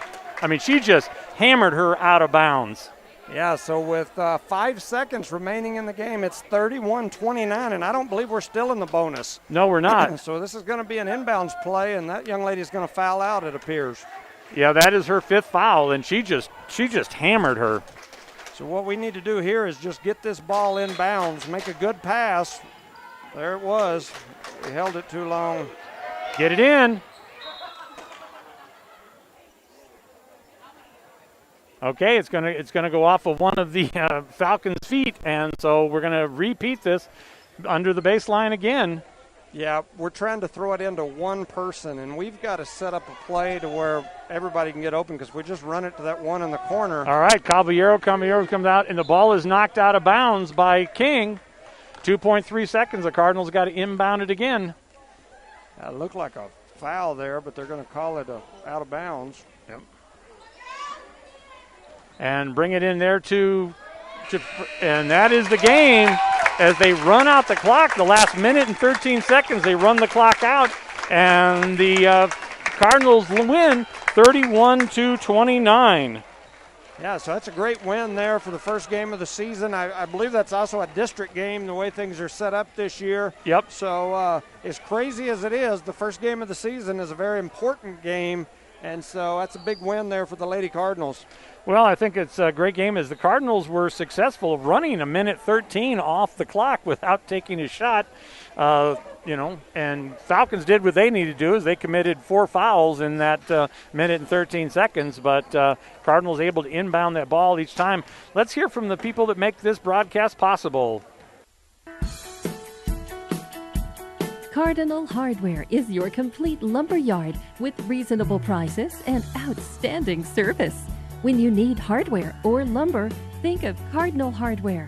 When you need great accommodations that feel like home, think of Oil Patch Motel in Eunice.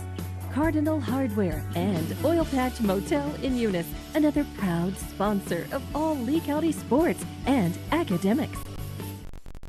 Eunice has a friendly small-town atmosphere, great schools and churches, and a low cost of living. The entire community is very involved with all levels of sports and academics. The Eunice Department of Motor Vehicles' new office hours are Monday through Thursday, 7:30 a.m. to 4:30 p.m., and Friday, 7:30 a.m. to 10:30 a.m. No testing on Friday. Eunice, a friendly small town with a wonderful community and amenities. The Eunice Clinic is proud to support the Eunice Cardinals. Go Cardinals! You're the pride of Eunice. The Eunice Health Clinic offers many of the same basic services that many local physicians provide. They specialize in sick care for all ages, women's exams, physicals, health education, lab tests, and diagnostic studies. They're proud supporters of athletic and academic events. The Eunice Health Clinic is proud to back the Cardinals. Go Cards! Eunice Public Schools is proud of their Eunice Cardinals, the Eunice community, and the staff of Eunice Schools. Eunice Public Schools has anchored itself as an integral part of the Eunice community and takes school safety very seriously. Eunice Schools have continually provided a quality education for the students of Eunice through good times and bad. The Eunice School District appreciates the Eunice community, and they're proud of their Eunice Cardinals. Eunice is on the move. Are you ready? Eunice Pump and Supply has been around for over 30 years and is excited to continue their services to the community. They take pride in their employees and their hard work and dedication, and most importantly, take pride in the youth of Lee County. Eunice Pump and Supply is a proud supporter of all Lee County athletics and academics. Eunice Pump and Supply, 1310 Avenue O in Eunice, another proud supporter of Lee County athletics. Parker Energy, family owned and operated since 2006. Their team is known for their hard work and dedication, big enough to meet your needs for transport, pump trucks, vacuum trucks, and disposal services. Parker Energy and their staff are huge supporters of all Lee County sports and academics. They encourage their young adults to go the extra mile, whether it's sports, grades, or just being a better you. Parker Energy Support Services, 2350 Avenue O, a proud supporter of Lee County athletics. Are you looking for a reliable and trustworthy auto shop? Check out Zia Auto Shop in Eunice. Zia Auto Shop specializes in lube and tires and accessories. They accept fleet company maintenance cards and do washing and detailing. Next time you need a dependable tire or lube service for your vehicle, Zia Auto Shop has you covered. All the services you need, call 394-0298 for all your lube, tire, and accessories. That's 394-0298. Zia Auto Shop, 1800 Main Street in Eunice, proud supporters of the Eunice Cardinals and Lady Cardinals.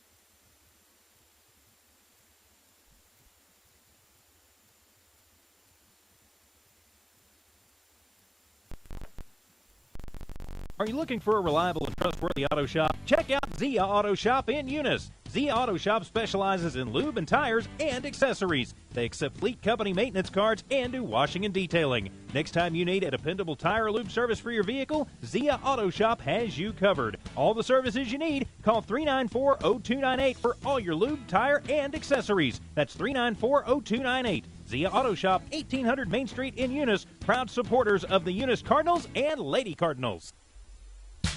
Parker Energy, family owned and operated since 2006. Their team is known for their hard work and dedication, big enough to meet your needs for transport, pump trucks, vacuum trucks, and disposal services. Parker Energy and their staff are huge supporters of all Lee County sports and academics.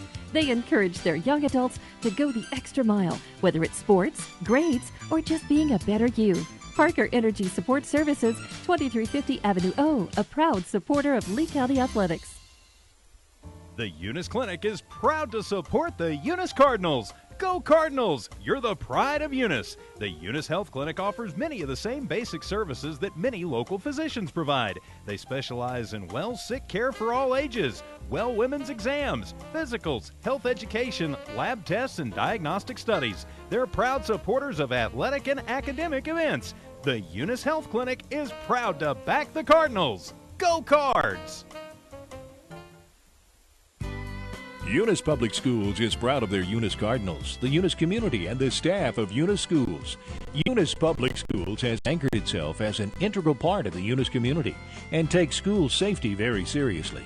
Eunice Schools have continually provided a quality education for the students of Eunice through good times and bad. The Eunice School District appreciates the Eunice community, and they're proud of their Eunice Cardinals. Eunice is on the move. Are you ready? Eunice Pump and Supply has been around for over 30 years and is excited to continue their services to the community. They take pride in their employees and their hard work and dedication, and most importantly, take pride in the youth of Lee County. Eunice Pump and Supply is a proud supporter of all Lee County athletics and academics. Eunice Pump and Supply, 1310 Avenue O in Eunice, another proud supporter of Lee County athletics. Eunice has a friendly small-town atmosphere, great schools and churches, and a low cost of living. The entire community is very involved with all levels of sports and academics. The Eunice Department of Motor Vehicles' new office hours are Monday through Thursday, 7:30 a.m. to 4:30 p.m., and Friday, 7:30 a.m. to 10:30 a.m. No testing on Friday. Eunice, a friendly small town with a wonderful community and amenities. Cardinal Hardware is your complete lumber yard with reasonable prices and outstanding service. When you need hardware or lumber, think of Cardinal Hardware. When you need great accommodations that feel like home, think of Oil Patch Motel in Eunice. Cardinal Hardware and Oil Patch Motel in Eunice, another proud sponsor of all Lee County sports and academics. Ladies and gentlemen, welcome back to the Cardinal Gym as the Lady Cardinals were successful in winning their first game there. A hard-fought 31-29 game, and the Cardinals ran the clock out with about 1:13 left. It's going to be a different kind of game here for the boys, whereas the girls were definitely at a disadvantage. The Cardinals boys do not suffer from that, do they, Judge? No, they've got some good height this year, got some good-sized young men on the team, and, we're going to have an interesting time calling this because, as we talked about before, neither team had updated their rosters with numbers in the max preps, and so I've asked for their rosters. However, they're still working on them over there. They didn't even have them complete, so they're still working on them. So we're liable to be calling them the long-haired kid passes over to the blonde-headed kid who throws it over to the kid with blue shoes. Well, we have the names at least for Eunice, so as we get a little bit going here, and you and I both know number, and you know many more of the players than I do, we at least should get some names and numbers for the Cardinals. But unfortunately, with Loving, it's going to be it's going to be 10 to 22 to 11 to 15, and it's going to be sounding more like I'm calling plays at a football game than it is calling action on a basketball game. Yeah, like I said, it's going to be interesting. This Eunice team, they've got some kids returning from last year's team that can play, and most of this team all just came off the football team that played in Albuquerque this weekend, and we want to, recognize and congratulate them. I'm still of the opinion that I don't care what the state calls it. I think they're the state champions, and so the problem is I was looking at the wall of champions there. It looks like with the added scoreboard that they put in, they've already cut some of the wall of champions. I'm not sure where they're going to put everything out, and I think, I may be wrong, but I think some of it's already missing. So I think last year's football is not up there. I think there's some other things that are missing. So anyway. Well, you're right. The football, in fact, it looks like the last football state champion is 2017. No, 18 over on the other side. Oh, they got something on the other side? 2018. Oh, yeah. 2019. So that's where they are. That don't make any sense. This side ends in 17, and that side ends in 19, and in the middle it's all scrambled. So yeah, they don't have, I'm an accountant by trade, and so I keep my money in order and my wallet facing the same direction. So to see things out of order like that, man, it just, my ADD just really kicks in. Well, and I can tell you, for years that was all in perfect order. So when they put up the new scoreboards, they readjusted that. Those rails used to come all the way over here to this Cardinal just about, and so now they've shortened them and mixed it up a little bit. But anyway, that said, we've got a good program. Jorge Ontiveros is one of our young men that's out there playing on this group, and I happen to live about a block and a half from the park. And I can tell you, over the last year, I have watched Jorge Ontiveros probably 5-6 nights a week, even sometimes by himself in the middle of the night down there at the park shooting. And that's what it takes. And, so many people just don't quite understand it. They don't get it. It's kind of that love for the game and passion. Ontiveros has it. He loves basketball. And it's funny because he's one of our best offensive linemen on the football team. He does so many other things. He's a heck of a baseball player. But, man, he loves him some basketball. And it's a pretty neat deal because he's the cousin of Ovi Ontiveros, and who I take claim to, and Ovi and Jorge are both they're both pretty good kids. They're not pretty good kids. They're both great kids, and they do well in school. They got good grades, and people like them. They're just good folks. And that's T.J. Martinez down there, isn't it? T.J. Martinez, the hammer from the other day's game. He's liable to be a starter out here today. He's as tough as they come. That's all I can say about the guy. But he's got to remember not to run over the other team like he did on Friday. Yeah, sometimes you need that on your basketball team too, just to kind of add a little flair to it.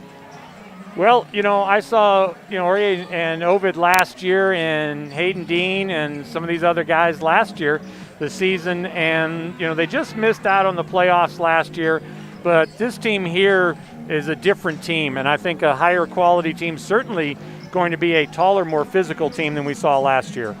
Yeah, we lost some extreme athleticism in Avante. Oh, yeah. And so, we had a couple other kids that moved on. At the same time, I believe that this group right here is as well-rounded as any group we've had in the recent years. We've also got a new coaching staff, and I can tell you, I really like what Coach McBee has done with this group. Eunice is an interesting place. I love it. It's home to me. Graduated here. My parents graduated here. I love this community. But what I will say is, it's not always been a basketball school. At least not the last 20, 30 years. And McBee brings a new fire, kind of an outsider coming in who's got some family ties to the community, and he's a basketball junkie. And so is Hobbs a cheerleader too? Yes. That girl does it all. Well, in Eunice, everybody does. That's what you'll notice. But yeah, she's a good one. She's a good kid too. National Honor Society and so many other things that she does. I mean, here she just turns in a basketball game. She's out of her basketball unit, in her cheerleading here to cheer the boys team on tonight. That's dedication. Absolutely. All right, we've got 5 minutes and that left until the game. We're going to listen to some more sponsors, and hopefully by the time we might have some numbers and lineups to go with tonight's action. Cardinal Hardware is your complete lumber yard with reasonable prices and outstanding service. When you need hardware or lumber, think of Cardinal Hardware. When you need great accommodations that feel like home, think of Oil Patch Motel in Eunice. Cardinal Hardware and Oil Patch Motel in Eunice, another proud sponsor of all Lee County sports and academics. Eunice has a friendly small-town atmosphere, great schools and churches, and a low cost of living. The entire community is very involved with all levels of sports and academics. The Eunice Department of Motor Vehicles' new office hours are Monday through Thursday, 7:30 a.m. to 4:30 p.m., and Friday, 7:30 a.m. to 10:30 a.m. No testing on Friday. Eunice, a friendly small town with a wonderful community and amenities.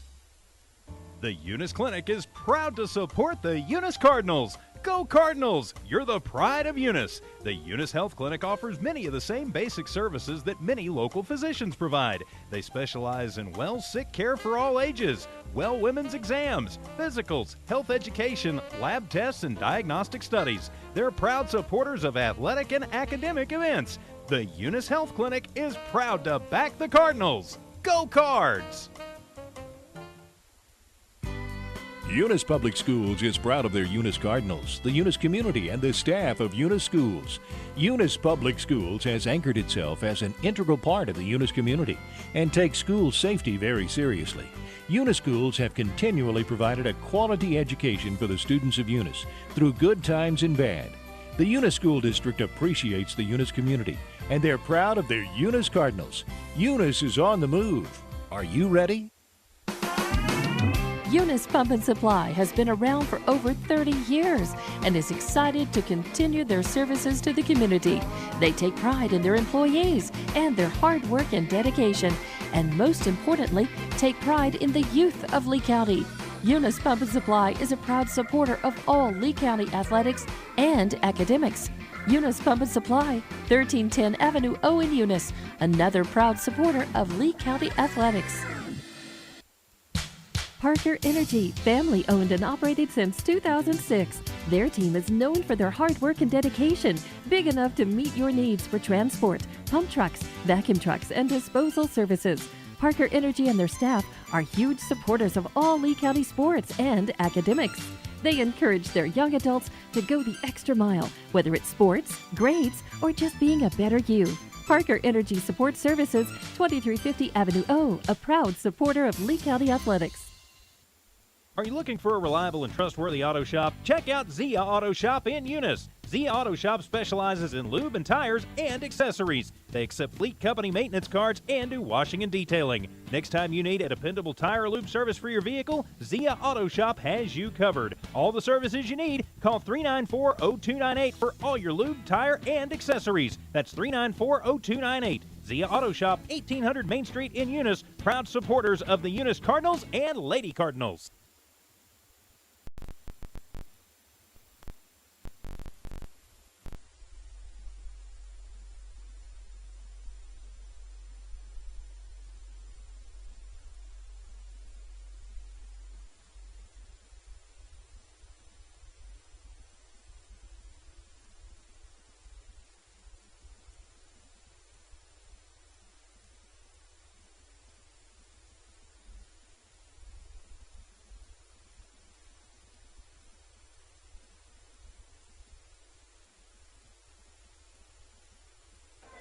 All right, Coach, what do you think the key is to tonight's game for the boys?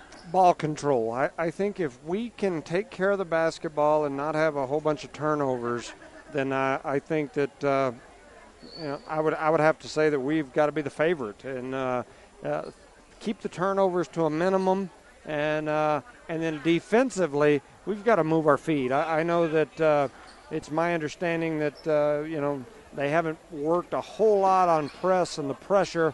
But I think with their length and athleticism, we saw their speed on the football field, and most of these are the same kids. They can move, and they may be long, they may be this and that, but they can move. They've got quick hands, quick feet, and I really believe that tempo of the game should be a must. I think we've got to push the pace and then take care of the basketball. Well, taking care of the basketball is always the key. And as we were thinking earlier, Hayden Dean, he's that three-pointer. So last year saw him just come out, some games just light up the court with a number of three-pointers, and then other games. Yeah, number 20, Hayden Dean, the senior. He's going to start up top here as we start this game. As we tell those folks at home, there is no jump ball this year. They're just throwing it in and then alternate possessions. All right, we've got Trocero, Dean, and trying to get the rest of the players. George Ortez in, Ovid in there, and we got our first steal there, and that's going to be George Ortega brings the ball down court. Dean looks to drive the baseline. Dean's blocked. He goes out to Jorge Ortega, Ontiveros, sorry. And so Ontiveros gets the first point of the game. Yeah, and Hayden Dean gets up, plays some tenacious defense, and forces a turnover right there as the Loving player is unable to control the ball. Ball goes out of bounds. It's now over to Eunice. So Tricera, Ovid Ontiveros, George Ontiveros, George Ortega. So it gets tied up over there, goes over to Dean. He comes over to Ortega, and he goes over to George Ontiveros, and his shot is up, no good. Brings the ball back in deep. The shot is up, and the rebound is off to the Falcons. And Dean's pressing him the whole time. He's keeping up with it, driving him down the thing. Jose was 10-0. I saw the two numbers, and the first basket shot is up there, but that's number 11 for the Falcons, and he misses it. Rebound goes off to the Cardinals, and so Dean's pass is intercepted, but he goes out of bounds, so the ball's going to stay with the Cardinals. That was a good play down on that other end. Ontiveros got up and got that rebound, Jorge Ontiveros. All right. Ball's into Ortega. Tricero over to Dean. Dean back over to Tricero. He's trying to go inside to Ovid. Ovid comes back out to Tricero. Ovi, sorry. Oh, and blocked them behind there. George Ontiveros went up the shot, and he's going to be shooting two here. Yeah, so Ontiveros was able to grab that rebound, and then he went back up strong. Loving had no choice but to come over his back and foul him there. So with a 2-0 lead, Ontiveros goes to the free throw line. And that's the first foul of the game. And that foul was on number 1, Hernandez. That ball was just a little bit short, clanged off the front rim there for Ontiveros, and here he'll go with free throw number 2. And this one here, Ovi tries to get it, but the rebound comes off to the Falcons, and that's going to be Hernandez is bringing the ball down. He brings it over to Ferrero. Back to Hernandez. Hernandez throws his ball up, and it's no good. Jorge Ontiveros gets the rebound, and he goes all the way down to, well, and that's Ovi gets the ball in. It looks like Ovi's going to get a basket and a free throw attempt as Tricero gave him a great pass there. I'm sorry, not Tricero. Ortega gave him a great pass. Yeah, he bounced it right between the legs of the Loving defender, and I don't think Ovi was expecting it, but he caught it as it came between the legs and was able to finish it and won. He comes up short on the free throw, but Jorge gets the rebound. Oh, but they're going to call him for a double dribble there. Yep, so a turnover there on the Cards' part. All right. That's what Hernandez is going to bring. They're giving the full court press on, so he throws it on down court, and they bring it in and tries to drive down, and his shot is up and no good. He goes off to Trevino. Trevino goes back out deep. His no good. And Ovi gets the rebound and off to Jorge, who's back to Dean. And this goes out to Ortega. His shot is up and no good, and the rebound, Ovi gets the rebound, gets it stripped away from him. And the ball goes back over to the Falcons. Hernandez brings the ball down court for the Falcons. He goes over to Fierro. Fierro's being guarded by Ortega. They got him boxed in the corner there, and I think they're going to get a foul there on Ortega. Yeah, he called George Ortega for using that forearm to kind of hold in the hip of the offensive player, which is a technique that many of us that ever played use. But unfortunately, they called him for a foul. So it's 4-0. We're going to have our first set of substitutions here. Ontiveros and Tricero are going to go to the bench for a break. And Jorge Gomez is in. And the shot goes off there, and the rebound. Ashton Thompson, the freshman, also in. He gets that rebound. And he's getting blocked in, and Dean. And so the Falcons are trying to put the full court press on, and Dean got a little bit beat up there. And he goes to Jorge. His shot is no good. Another shot up and no good. So we got a couple opportunities underneath the basket there, and we couldn't convert them, and it's still 4-0 Cardinals. Hernandez's ball is up and no good, and the rebound is off to Gomez. Dean brings the ball down court. He goes over to Thompson. Back to Thompson, top. It goes to Dean. The pass intercepted, and it's going to go down. Fierro's going to go all the way down and misses his layup as he kind of trips. And now Dean brings the ball back down court.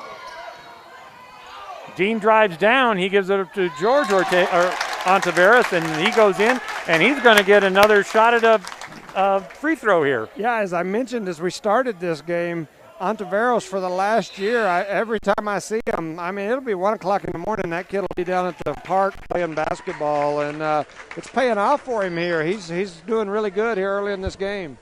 Well, whereas the girls' game, we had plenty of time to talk about what was happening, but this boys' game, both sides of it, it is just up and down, up and down, up and down. Yeah, it's been very fast-paced, and, you know, we talked about before the game, I felt like the key to the game was pace and taking care of the ball, and so far we've been able to, for the most part, the pace has definitely been in our favor. This fast-paced game, we just got to take care of the ball, but, I mean, shoot, we've got an early 6-0 lead. I think this is a great job by the Eunice Cardinals here to start this season and to start this game. And the Falcons already have 3 fouls on them. Yeah. I just, you know, this group, this Cardinal team is very athletic. They've got some long athletic kids, and, you know, I really believe that they can create this kind of fast-paced game. It'll be beneficial for them. All right, Orgion Tavares at the line here, and his shot is up, and this time he gets it for the three-point play, 7-0 in favor of the Cardinals. Fierro brings the ball down. He's being guarded down the base along the sideline. And that shot is up. That is Hernandez, and he banks it up and in. Oh, no, and they throw the inbound away. That was George Ortega threw that inbound away, and so that's a turnover. And going to have Hernandez back there. He's going to go off to Green. Green shot is up and no good. Rebound, and you said that's a freshman there? The other one, I don't know that one. I'm not sure who that is. That is George Gomez. He's a freshman. You're right. Okay. The other one is definitely a freshman, the Thompson kid.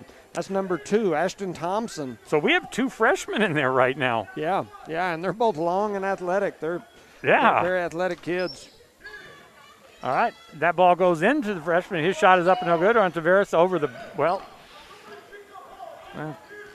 they don't seem to want to be calling over the back, do they?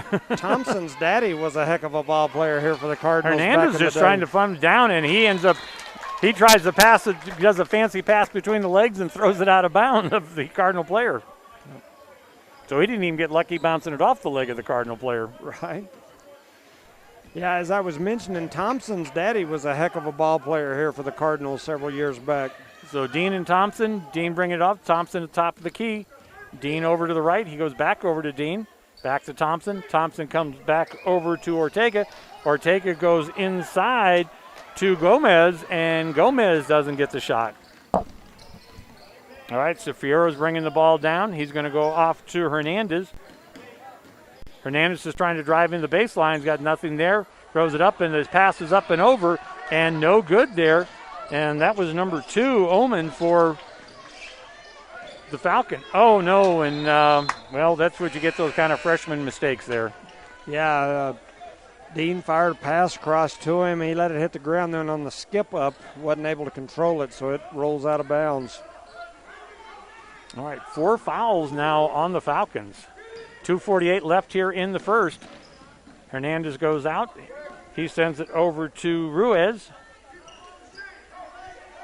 He brings it to Bernardus. Bernardus tries to bring it inside, and then they get stripped away there. The freshman redeemed himself there as he strips the ball away for a turnover.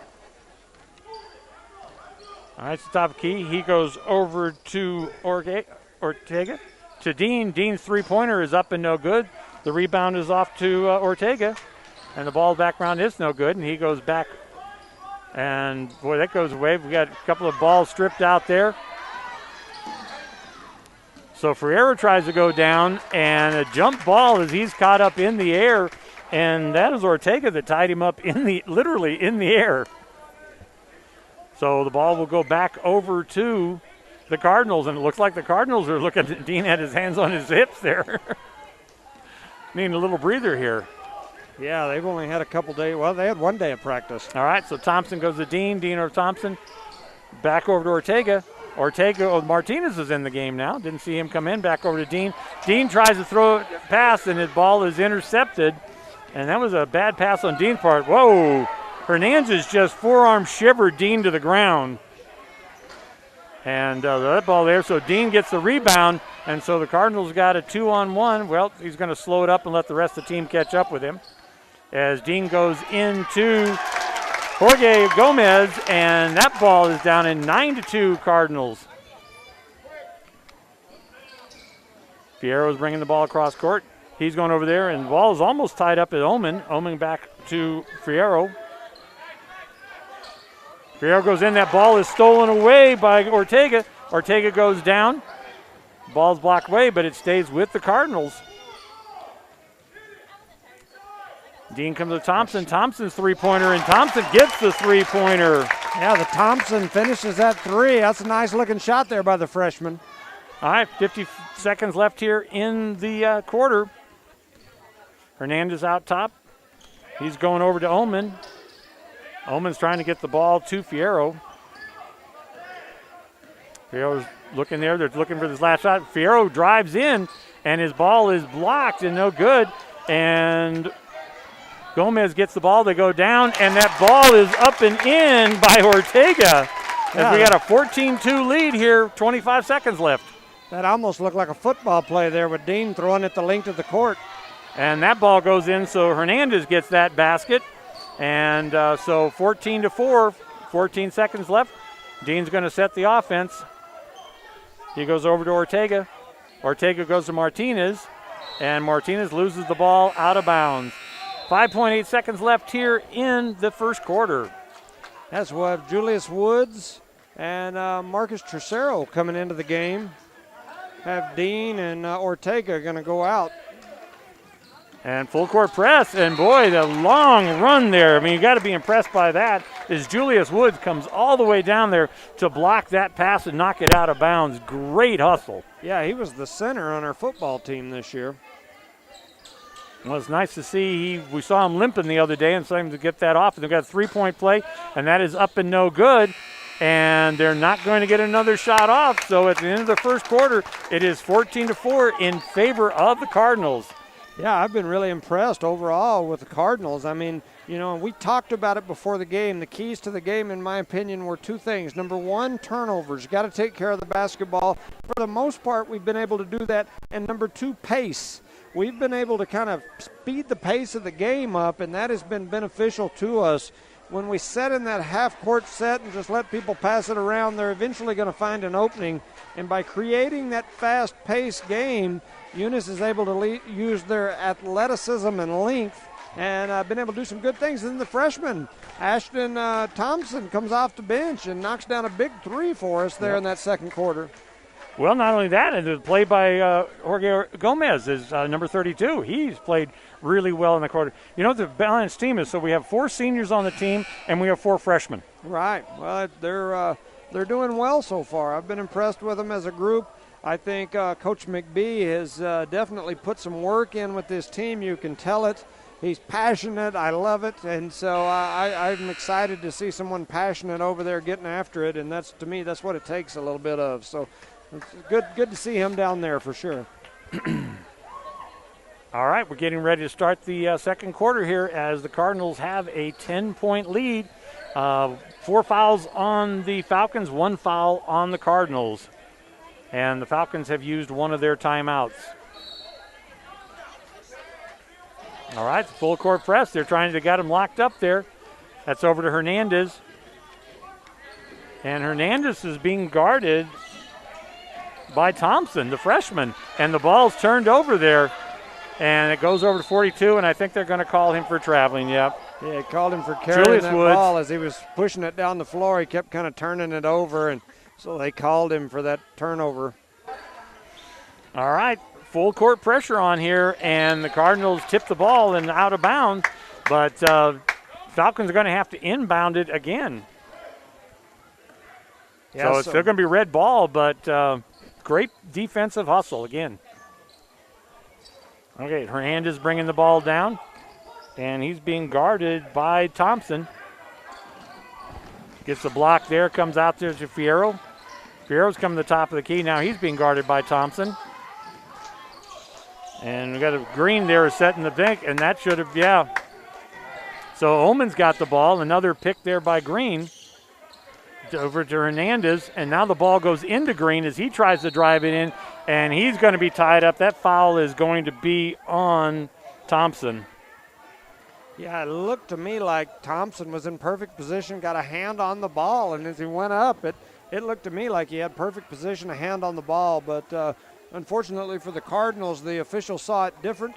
They said he was on his arm. My angle didn't look so, but it's now 14-4 in favor of Eunice. Loving goes to the line, misses the first free throw, and we're hearing some heckling from the Eunice fans of the ball don't lie. Shout out to the Fight family because they brought that to the Cardinal Stadium, and they've been able to keep it alive for the last couple of years. So Green sinks that one, and Green, I remember Green from last year. He has the capability of turning it on and making some big plays, but we haven't seen anything out of him so far. I think that's his first point of the game. It's 14-5 here. The ball comes into Thompson. He'll bring the ball up the floor. All right. Tresero's out there. So Thompson goes over to Tresero. They're trying to fight in. They've got a young squad out there. And Thompson throws that one away, and then they get the breakaway, and they throw the pass away, and so the ball goes right back to the Cardinals. Yeah, so we threw it away, then they threw it away. So now it's back to Eunice.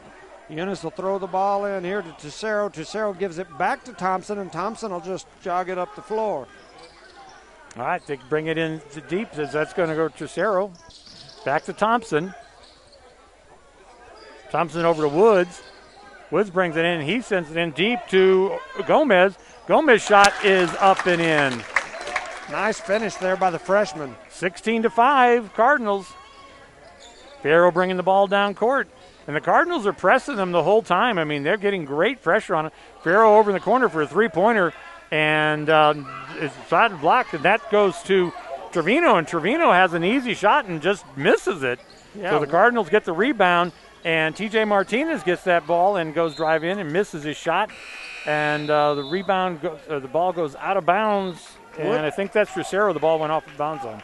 Woods put that whoop-de-doo defense on him down there, just said boo when he went to shoot, and then he missed it. So good job there by Woods. Yep. Oh, and then the breakdown there as this time here. He walked. And he walks it. So here they get a long pass downfield. The Cardinals get caught flat-footed. And they turn it over to him. So Trevino, who's wide open again, has a missed shot. That time there was on the turnover. And the shot is up. And that's Ovi. And we got a jump ball there as Ovi and Green battle for that ball. And we're waiting to see which direction the arrow is. And it looks like that ball is going to stay with the Cardinals. Yeah, Ovi with a good rebound there, but then blew the putback. Got to finish those right there when you have those down low. So Ortega's in the game. He's off on the left-hand side. He's going to come out to Thompson. Thompson, the top of the key. Dean over to the left. They're trying to get it into Ovi. Goes over to Ortega. Ortega goes over to George Ontiveros. He goes into Ovi. Ovi back out to Thompson. His shot is up and no good. Rebound to Dean. Dean's going to follow it back up. He misses his shot. And the rebound comes down to Fierro on the Falcons. He tries to drive all the way down, walks twice, but here's the breakaway. Dean's got Thompson. He's going to go all the way down, and they're going to call a foul. Yeah, absolutely. He got hammered. Yep. Got hammered there. Nice rebound on the other end by Ovi Ontiveros. He was able to kick it out to Dean. Dean run the floor and got fouled, taking it to the basket. All right. So that foul's on number 10, Green, and that's his, first foul. I thought that was his second. Yeah, and Dean's just a little bit long with that first free throw. Hits off the back of the rim and is no good. It's 16 to 5 here with 5 minutes, 15 seconds remaining in the first half. All right, Tresero back in the game for Thompson. Here's Dean's next shot, and that one's no good. And the rebound goes over to the Cardinals. So the Falcons. Green's got the ball. He goes over to Fierro. Oh! Yep. So they caught him. Hernandez was mid-step there, and they got caught for over and back. Yeah, he definitely, he was already past the half court when he threw it back, and so that's a turnover for the Falcons. Well, and this press will cause those kind of things to happen. Dean going back over to Ortega. Ortega gets it blocked up, and he's with George over to Trocero. Trocero tries to drive in. He goes up. His shot is blocked. Ovid gets the rebound. Goes back over to Trocero. I'm sorry, to Dean. Dean throws it up and is no good. And so Fierro goes to drive down. Ovid is there, and Ovi, sorry. Why did I call him Ovid all last season? Because I think that was the spelling they had on it, so I apologize. Well, Ovi, I apologize for that. I called you the wrong name all last season. That is how it's spelt, and if you've got the right tongue roll and accent, then that's how it's pronounced. But he usually just prefers Ovi. Well, whichever one, Ovi, I'll try and get it right for you. His mama usually listens to the broadcast and says, "Can't nobody pronounce his name right? I wish they would just call him O." So anyway, it's now 16-7 with 4:30 remaining in the half. James brings it off over to Trocero. Trocero goes to Ortega. Ortega's ball is blocked away, and now the ball turns over the other as Ovi gets it to George Ontiveros, and George Ontiveros gets that ball down and in, and it's 18 now to 7. As full court press, and our scorekeeper has not kept up again.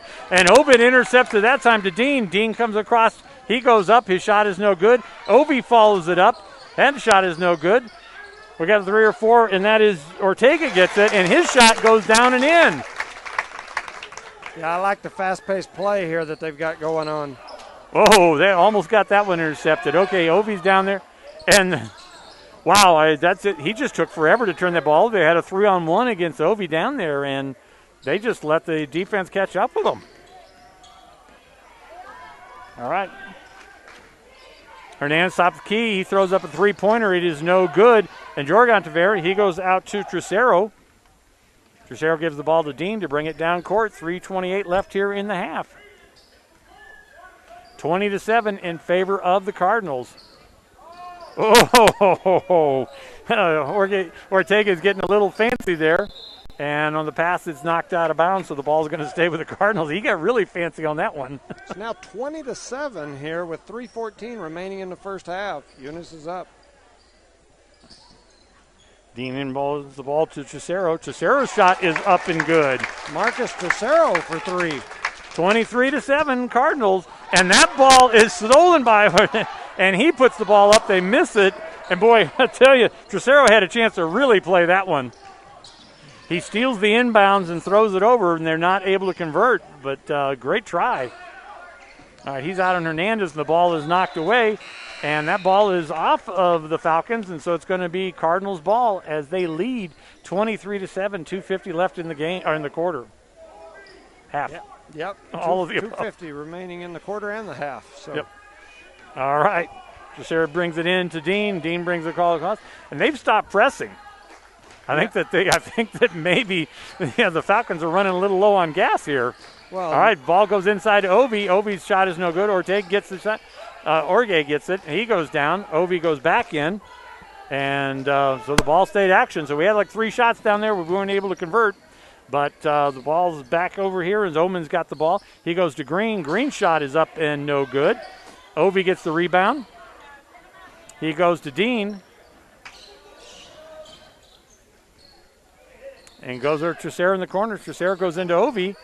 Ovi turns around and drops it in 25-7. A good little power dribble drop step there on the post by Ovi. All right, Hernandez comes up with a three-pointer, and he gets the three-point. Well, yep, they gets the three-pointer there. So Dean comes across, 25-10, 1:50 left. The shot goes down there, and that is up by Ortega, and the shot is no good. And we got a jump ball there on the rebound, so it looks like the ball is going to go to the Falcons. And we get a bunch of substitutions here for the Cardinals. I literally think they're running the legs off of them because they've stopped the press. Yeah, I thought the pace was going to be the key. So Hernandez is coming down to Bernardus. Bernardus is tied up over there. Hernandez is Thompson, and the ball taken away by T.J. Martinez. Martinez is going down court. He pulls up. His block missed, and don't know who that was. 13, yeah. Another shot, and we don't get that one to drop. So Missed that one there. All right, they're not paying attention. Green drives in, and Green's going to get. So Green's going to convert on that one. He's going to get the basket and the foul. So we'll see who that foul was on. That's going to be the 4th team foul on the Cardinals. 5 team fouls on the Falcons. Yeah, I really like the pace that Coach McBee's got his team playing with. I like it. It's a faster pace. Eunice has won 3 and now this year 4 state football championships in a row. They're always competitive in baseball and track. And we've just struggled to be extremely competitive in basketball, and I really believe it's because we don't take advantage of the athletes that we have. There's a reason why we can win in all those other sports, and right here. I think it's a question whether or not he was a 2-point or a 3-point there, what he's doing down here. Yeah, I understand. But the reason that we struggle is because we don't use those athletes. And so today I like what McBee's doing. He's using those athletes, and we're pushing the pace. And the ball is no good, and Jorge Ontiveros gets the ball. He brings it to Thompson. TJ Martinez goes across to Ortega. Ortega's shot is up and no good.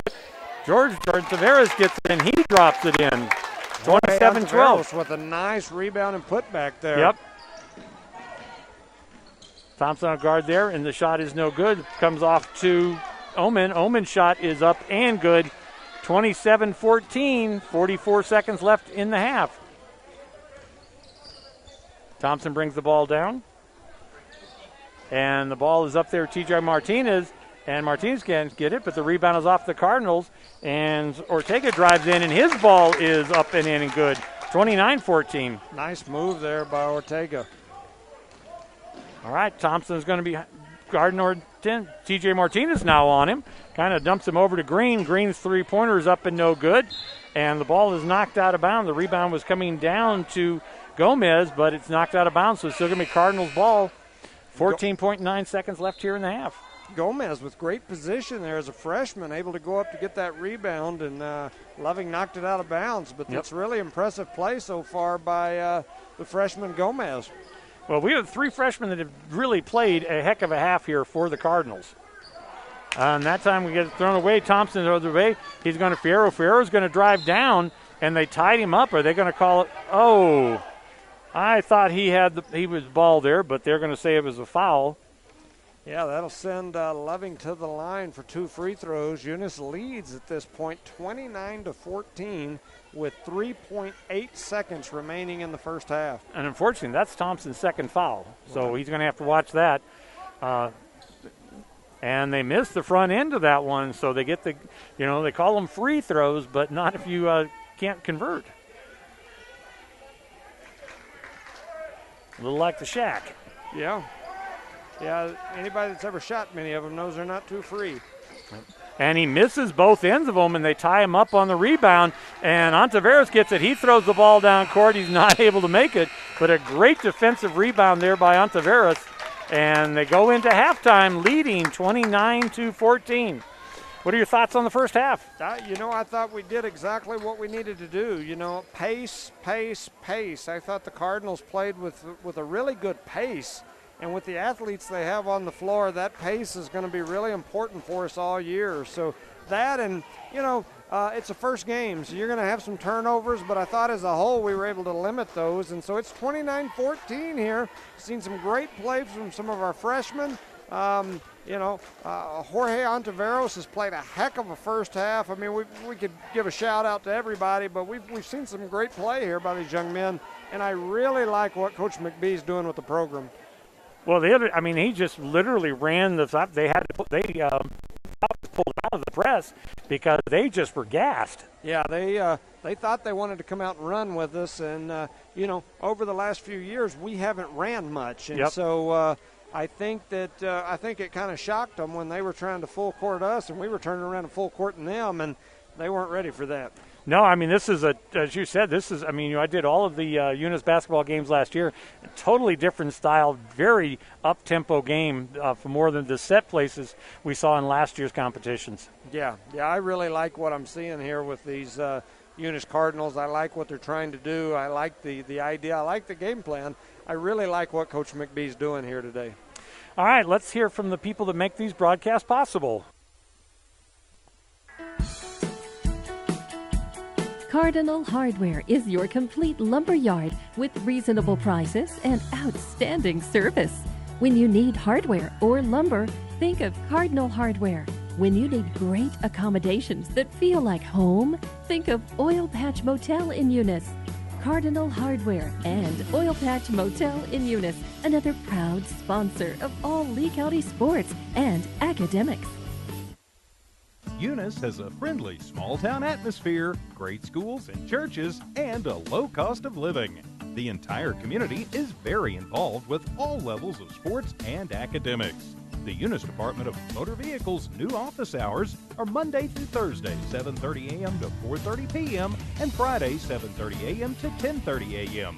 No testing on Friday. Eunice, a friendly small town with a wonderful community and amenities. The Eunice Clinic is proud to support the Eunice Cardinals. Go Cardinals! You're the pride of Eunice. The Eunice Health Clinic offers many of the same basic services that many local physicians provide. They specialize in sick care for all ages, women's exams, physicals, health education, lab tests, and diagnostic studies. They're proud supporters of athletic and academic events. The Eunice Health Clinic is proud to back the Cardinals. Go Cards! Eunice Public Schools is proud of their Eunice Cardinals, the Eunice community, and the staff of Eunice Schools. Eunice Public Schools has anchored itself as an integral part of the Eunice community and takes school safety very seriously. Eunice Schools have continually provided a quality education for the students of Eunice through good times and bad. The Eunice School District appreciates the Eunice community, and they're proud of their Eunice Cardinals. Eunice is on the move. Are you ready? Eunice Pump and Supply has been around for over 30 years and is excited to continue their services to the community. They take pride in their employees and their hard work and dedication, and most importantly, take pride in the youth of Lee County. Eunice Pump and Supply is a proud supporter of all Lee County athletics and academics. Eunice Pump and Supply, 1310 Avenue O in Eunice, another proud supporter of Lee County athletics. Parker Energy, family owned and operated since 2006. Their team is known for their hard work and dedication, big enough to meet your needs for transport, pump trucks, vacuum trucks, and disposal services. Parker Energy and their staff are huge supporters of all Lee County sports and academics. They encourage their young adults to go the extra mile, whether it's sports, grades, or just being a better you. Parker Energy Support Services, 2350 Avenue O, a proud supporter of Lee County athletics. Eunice Pump and Supply has been around for over 30 years and is excited to continue their services to the community. They take pride in their employees and their hard work and dedication, and most importantly, take pride in the youth of Lee County. Eunice Pump and Supply is a proud supporter of all Lee County athletics and academics. Eunice Pump and Supply, 1310 Avenue O in Eunice, another proud supporter of Lee County athletics. The Eunice Clinic is proud to support the Eunice Cardinals. Go Cardinals! You're the pride of Eunice. The Eunice Health Clinic offers many of the same basic services that many local physicians provide. They specialize in sick care for all ages, women's exams, physicals, health education, lab tests, and diagnostic studies. They're proud supporters of athletic and academic events. The Eunice Health Clinic is proud to back the Cardinals. Go Cards!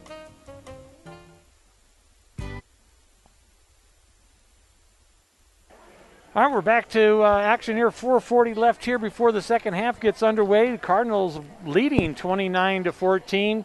On the fouls, it's 5-5. Team fouls on both of them. We'll start over here again. And I think, let's see, Ashton Thompson has 2 fouls, and Green has 2 fouls for the Falcons. So nobody really in foul trouble, but the freshman there, he needs to watch that a little bit. He's having a heck of a half, and we'd like to see him play, as much in the second half.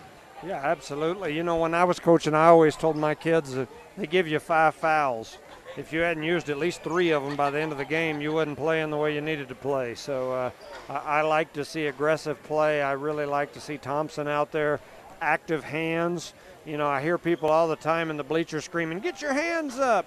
I hate that. I as a coach, it used to drive me crazy because I don't think your hands need to be up. You know, they say, statistically speaking, that like 85% of a basketball game is spent with the ball dribbling down the floor. If your hands are in the air, you're never going to pick up any loose balls running around with them above your head.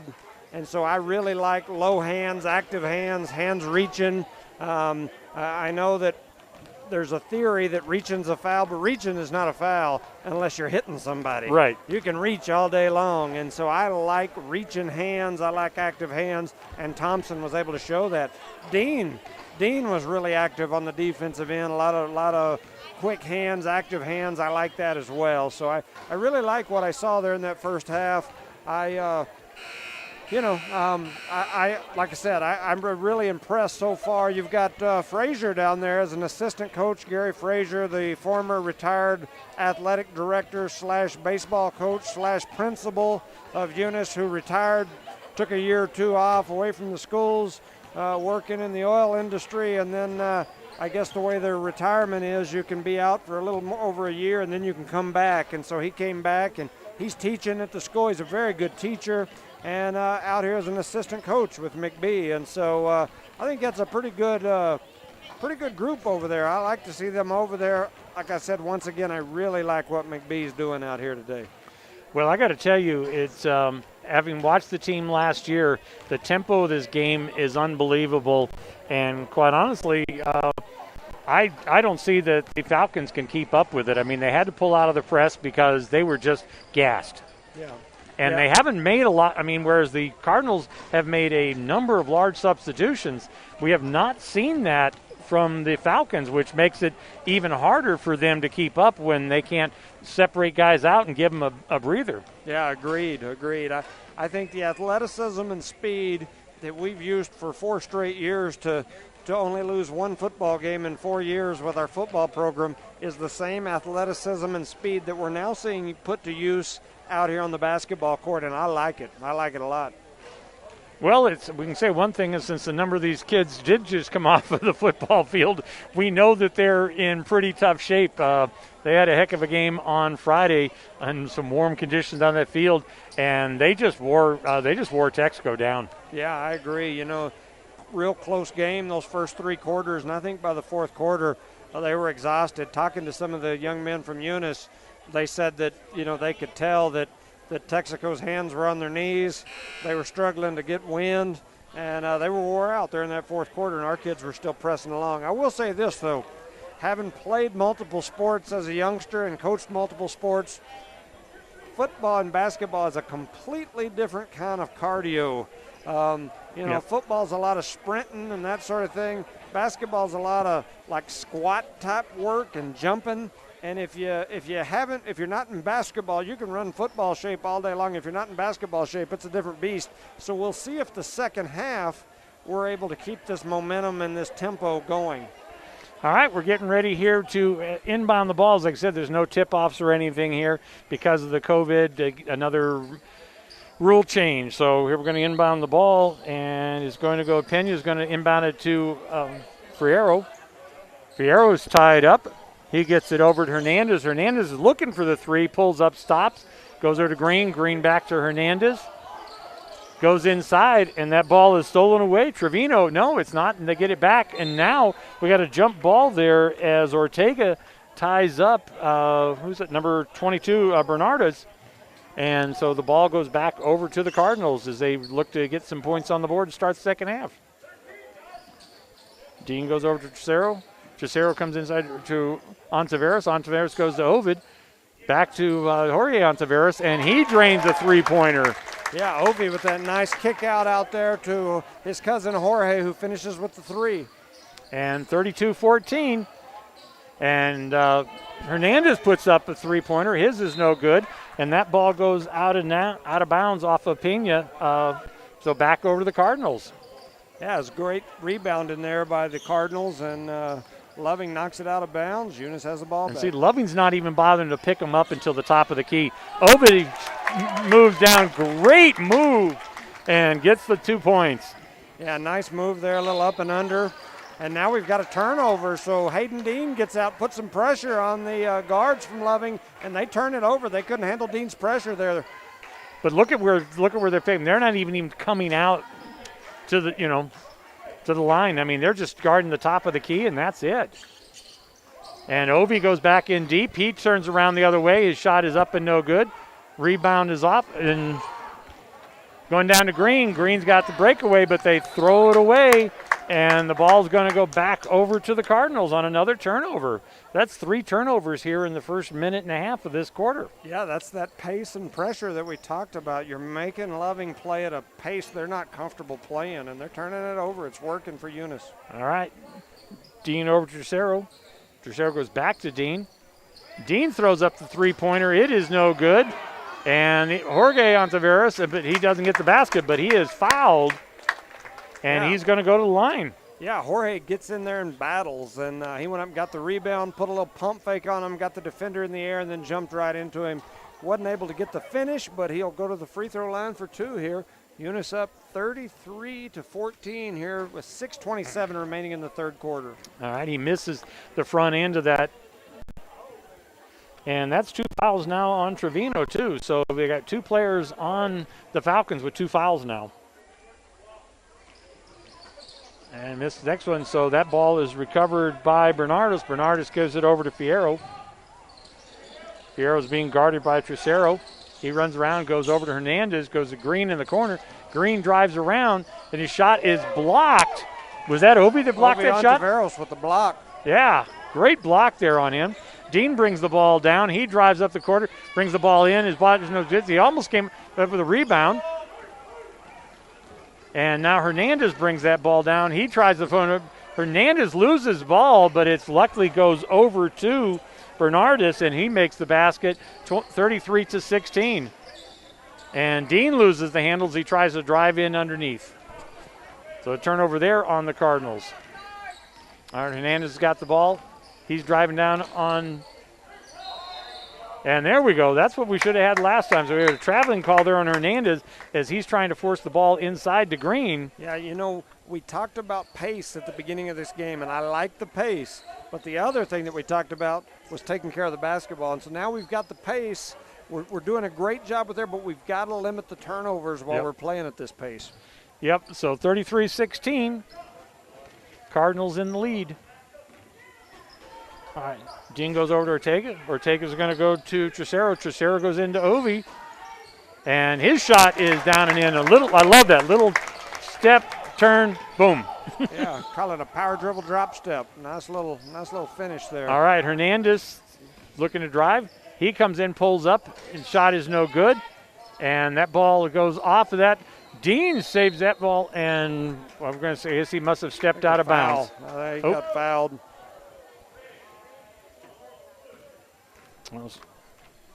So he is fouled over there, and that's going to be, and that is Trevino. That's his 3rd foul. Now they do have a player in foul trouble.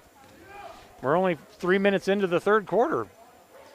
All right, Dean Trocero. He goes inside to Ovi, and he goes back out to Ortega. Ortega's shot is no good, but it goes off of Green's leg, the rebound, and so it's going to stay with the Cardinals as they lead 35-16. You had 2 Falcons fighting over it right there, and they knocked it out of bounds. Nice little pick there. And even better, Obi. So Obi gives it to Jorge Ontiveros and misses it. Obi picks up the rebound and puts it in himself, 37-16. Oh, and a great pick off there from Green. And he's going to get fouled. Ortega picks off Green and goes all the way, but he is fouled and is going to go to the line to shoot 2. Yeah, Ortega with a nice little steal over there on the defensive end was able to run the court. Nice hustle there by the 0 from Loving, who was able to hustle back in there and try to go up and contest Ortega, but Ortega was able to get to the line. And he's the Fierro. He is the fastest player on their team. Yeah, I believe that. And now it looks like we're going to have mass substitution here for the Cardinals. Looks like pretty much everybody's coming in, but we've got 6 people on the floor, so one of them, whoever's in for the shooter, I believe it's the freshman, is going to have to step over there and wait. Yeah, he's not understanding. He's still got too many. Get him off. There you go. All right. Yeah, he's got to wait at the scorer's table because I'm guessing he's probably in for the shooter. And all right, then the basket, so it's 39-16. And again, another one is Ortega knocks that ball down. It goes out of bounds, so it stays with the Falcons, but still great defensive. Get that ball out of bounds. Allows the Cardinals to set their defense here. So it's now 39-16 with 4:27 remaining in the third. And T.J. Martinez, and that ball is guarded, but that gets up and in. 39-18. Martinez is bringing the ball down court. And he's going to go over to Julius Woods. Woods thinking that ball's no good. Oh, and that's going to be a foul there on Ortega, reaching around there. And so ball's going to go back over to the Falcons. 39-18. With 4:08 remaining here in the third, Eunice is continuing to add to their lead. All right, Fierro bringing the ball down. And he's being gone by Garcia. The ball's not there, and the rebound goes to the Falcons. He runs it back out. Oh! Yep, I was going to say, you can't pick it up and then start again. That was Omen as he's driving the baseline. Stops his dribble and then starts his dribble again. And that's all created by that defensive pressure, and that's what created that turnover. All right. The ball goes inside to TJ. TJ's tied up, and I think they're going to call a foul, and TJ will be going to the line. Yeah, Martinez kind of looked like he did late in that football game the other day. He just ducked his head and drove right through and was able to get up to the basket, and they fouled him. They'll send him to the line. Eunice still up 39-18 with 3:35 remaining here in the third That should quarter. be Green's third foul. I had Green for 2 already. That should be his third, not his second. Well, TJ Martinez steps to the line and knocks that one down. Mr. Clutch in the football game is now shown up to be clutch here in this basketball game. It's 40-18. Martinez knocks a pair of them down. Great shooting there by Martinez. All right, Fierro's bringing the ball down. And he's being guarded by Garcia. And Garcia's going up to number 2. That's going to go out to Omen. And Omen's going to be fouled by number 42. Oh, me. Yeah, Julius Woods. That's an interesting one. I'm not sure he knew what he was going to call when he blew the whistle. He just decided what to call after he blew the whistle. He's like, I'll think about it a while. It's now 41-18 in favor of Eunice. Loving's ball.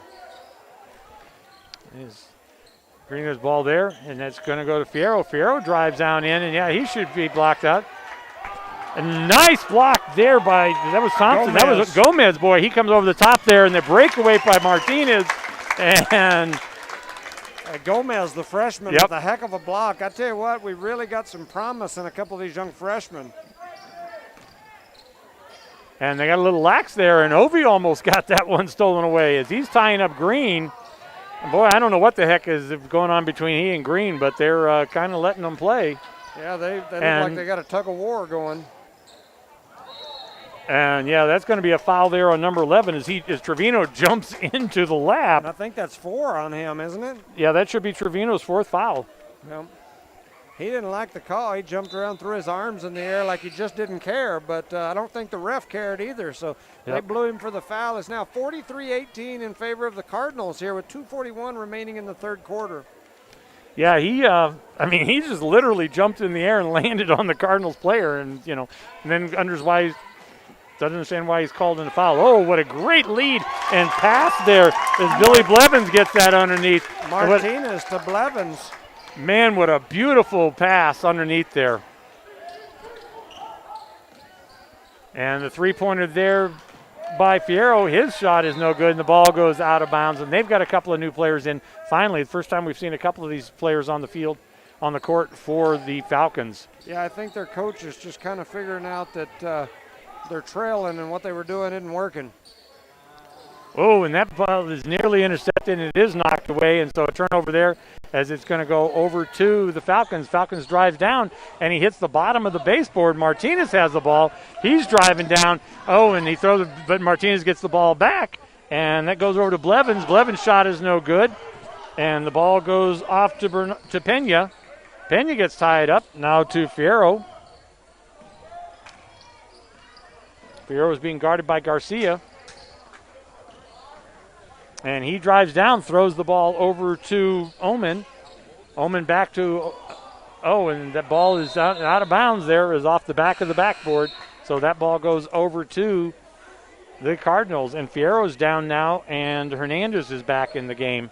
So it's 45-18 with 1:29 remaining in the third quarter. We've got Adrian Perez in the game, number 33. He's the senior for the Cardinals.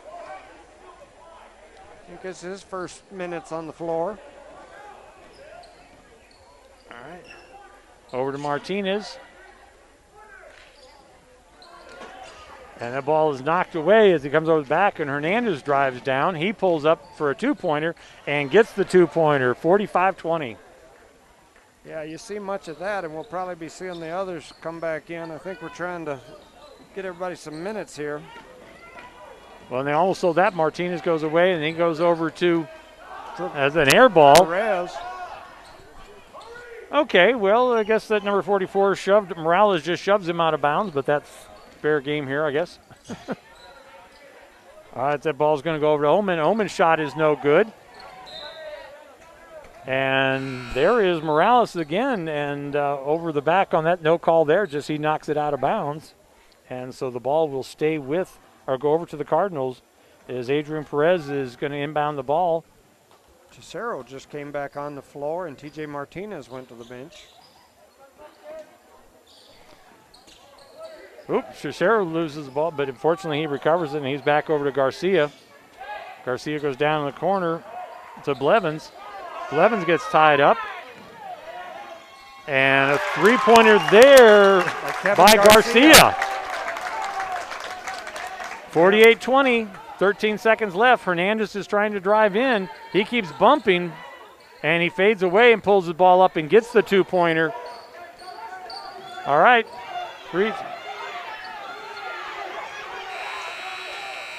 And so at the end of the third, it is 48-22. I think Blevins should have just gone up with that and tried to bounce fast with time running out. Yeah, you got a bunch of those freshmen on the floor, haven't got a whole lot of playing time, and so, first game of the year, I think he was trying to make that extra pass. But overall, I was really, really impressed so far with these first three quarters of basketball from the Eunice Cardinals. Well, and they've got a couple of players that are, I still say that Green should have 3 personals, but Hernandez 2, Green with 3, Trevino with 4, and Fierro with 2. Yeah.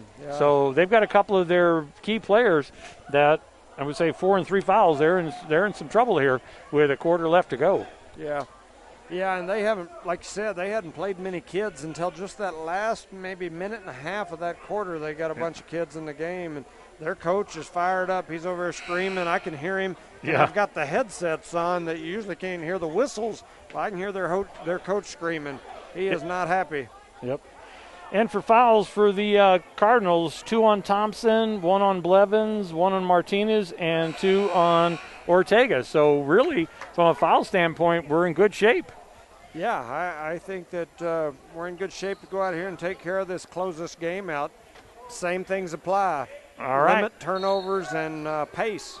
Well, it looks like we got most of the starters back in the game now. Dean is in the game. Ortega's in the game. Tresero's in the game. Ovi's in the game. All right, back to Dean. Dean's going to go over to Tresero. Tresero's trying to get inside. He does get inside to Ontiveros. He gets the shot back. Can't follow it up. Dean looks his own. Oh, and Tresero tries a fancy pass there to Ovi, but goes out of bounds instead. Yeah, I think he was thinking that George was going to cut back door, and so he was trying to bounce it to him, but went out of bounds.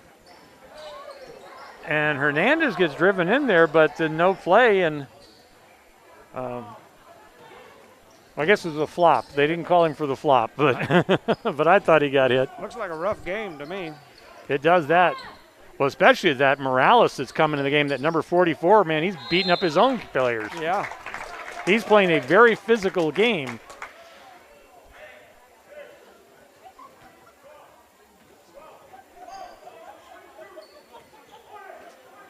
And the Cardinals are back to the full court press. And Hernandez brings him down. He pulls up with his jumper, too, and he makes it 48-24. Tercero over to Dean. And his shot is up and short, and it's off to Hernandez again.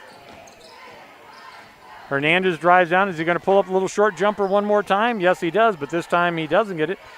The rebound goes off to another rebounds, and this time the ball drops in. That is Pena that gets that one. 48-26 here.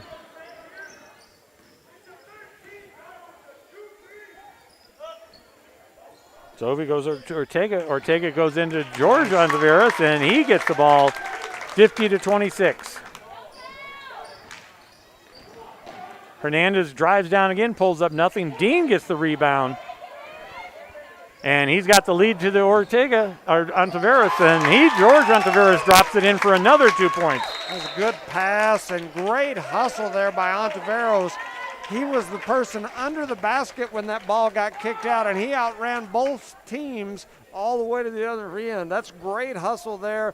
Great look, great vision by Dean, but an even better hustle there by Ontiveros. And look at the players for the Falcons. Yeah, their hands are on their knees. They're wore out, and their coach is wearing them out even more. Right, and when you look at over at the other side on the Cardinals, right, and you don't see a single person, hand on the knees, bent over.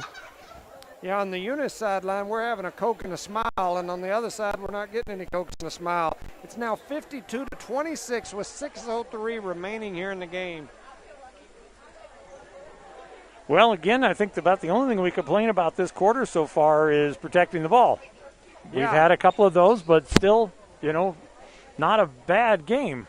Well, and when you speed the pace of the game up, you're going to have some turnovers. Right. You're going to give up some layups. The theory behind that fast pace is that you're going to score more and do better than the other team is. Yeah, the only person that's keeping them in the game is Hernandez. He's had like 4 little pull-up 2-point jumpers here, and he's the only one that's got him even close to this game. So that's a Pena, and that's going to go off to Trevino, and Trevino's shot is blocked. Yeah, Obi Ontiveros sent that shot out here, out the side. I'm not sure. Looks like they called him for the foul. Yes, they did. Him and George were both there, but fortunately for Obi, that's his first of the game, and if he had got home with no fouls, I'd have told him he didn't play very hard. So. And that ball drops in there for a point. Well, you would have loved me then because I said I couldn't shoot for you. I'm good on defense, but I normally, had 4 fouls by the end of the game. Well, I always told my kids, they give you 5. You need to use at least 3 of them. All right, and that time he misses, and Ovi gets the rebound off to Dean. I slow it down a little bit here, and he goes over to Ortega. Ortega tries to go inside to George Ontiveros, and the ball is batted away, and the ball goes over to. Here comes Hernandez with that ball again. He drives down the other way, pulls up, looks like he's going for a 3-pointer, stops, goes over to Pena. Pena back to Hernandez. Now Hernandez pulls up the little jumper right in the key, and 2 more points. And he's got 8 points here in the last 3-4 minutes of play. Dean pulls down for the 3-pointer. It is no good. And the ball back into Hernandez's hands. He's a one-man team for them. They pull up a little jumper again, and Dean gets shoved off. Dean's there for the rebound, but gets shoved off of the ball.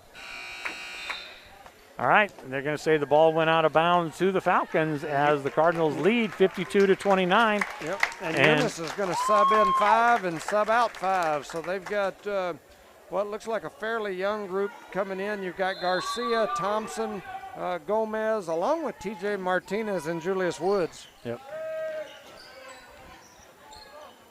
And they dropped that ball in there. Let's see if this group can keep that pace going that the other group had. All right, Thompson's got the ball bringing it down.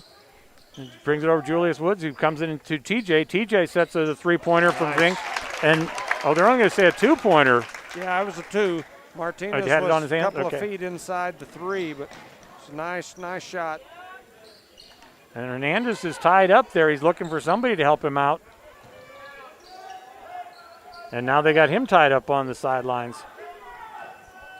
Bernardus is out there, and it looks like the ball is knocked out of bounds. Yeah, Julius Woods cut in there and was able to deflect that ball. Looked like it kind of hit him in the face, but it went out of bounds. Well, if it hit him in the face, he's not showing it. He's tough. And that kid walked. Yeah, well, Hernandez pulled a little short one. And, boy, the ball is saved there by Fierro. Here's Hernandez again. He's being guarded by Thompson. And he loses it, and the ball comes up short, but the rebound is the putback. And that's by Bernardos. So 54-33. So Julius Woods at the top. Now go to Thompson. Thompson goes over to Garcia on the left-hand side. They're looking to try something inside. They do. But his shot is no good. It's partially blocked. That was to George Gomez. And that ball comes in. That's Trevino. So that was an interesting deal. The referee blew his whistle, called something, then said, never mind, I changed my mind. I'm going to give him the basket that went in after the whistle. I've never seen that one in a game. Well, 54-35 as the Falcons are starting to make a little bit of a run at it here. All right, just got the ball. The point there by Martinez, and he drops it in. TJ Martinez, the hammer in football, has now become the assassin in basketball. Boy, and that Hernandez, he is having one heck of a game. I'll bet you he's got 20 points of their 37 points as he drops another 2. And that ball is up in Julius Woods for 2 points. Jules for 2. It's now 60-37. All right, Hernandez brings it down. He shoves it out to the three-pointer. They don't get it. Well, I think it should have been a tack down on the head there, but okay. Hernandez misses that one. And that went off of somebody's head there, I think, on the Cardinals, and that may have been 42 again. The officials are going to have to kind of get the game under control, or somebody will get hurt here in these last 2 minutes. They've kind of let it get a little rough here. Yeah, and Martinez buries a three-pointer. TJ Martinez, the assassin, knocks down a 3. It's now 63-37. Yeah, one of the Cardinals that last set down here kind of almost took off the head of Bernardos.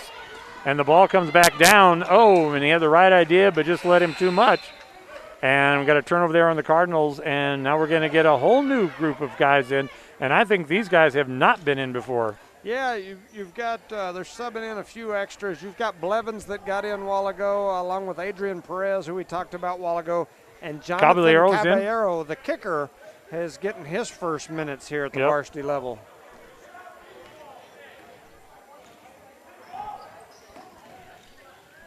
All right, we got Fierro in the game there, back in the game. Fierro and Hernandez. Thompson's guarding.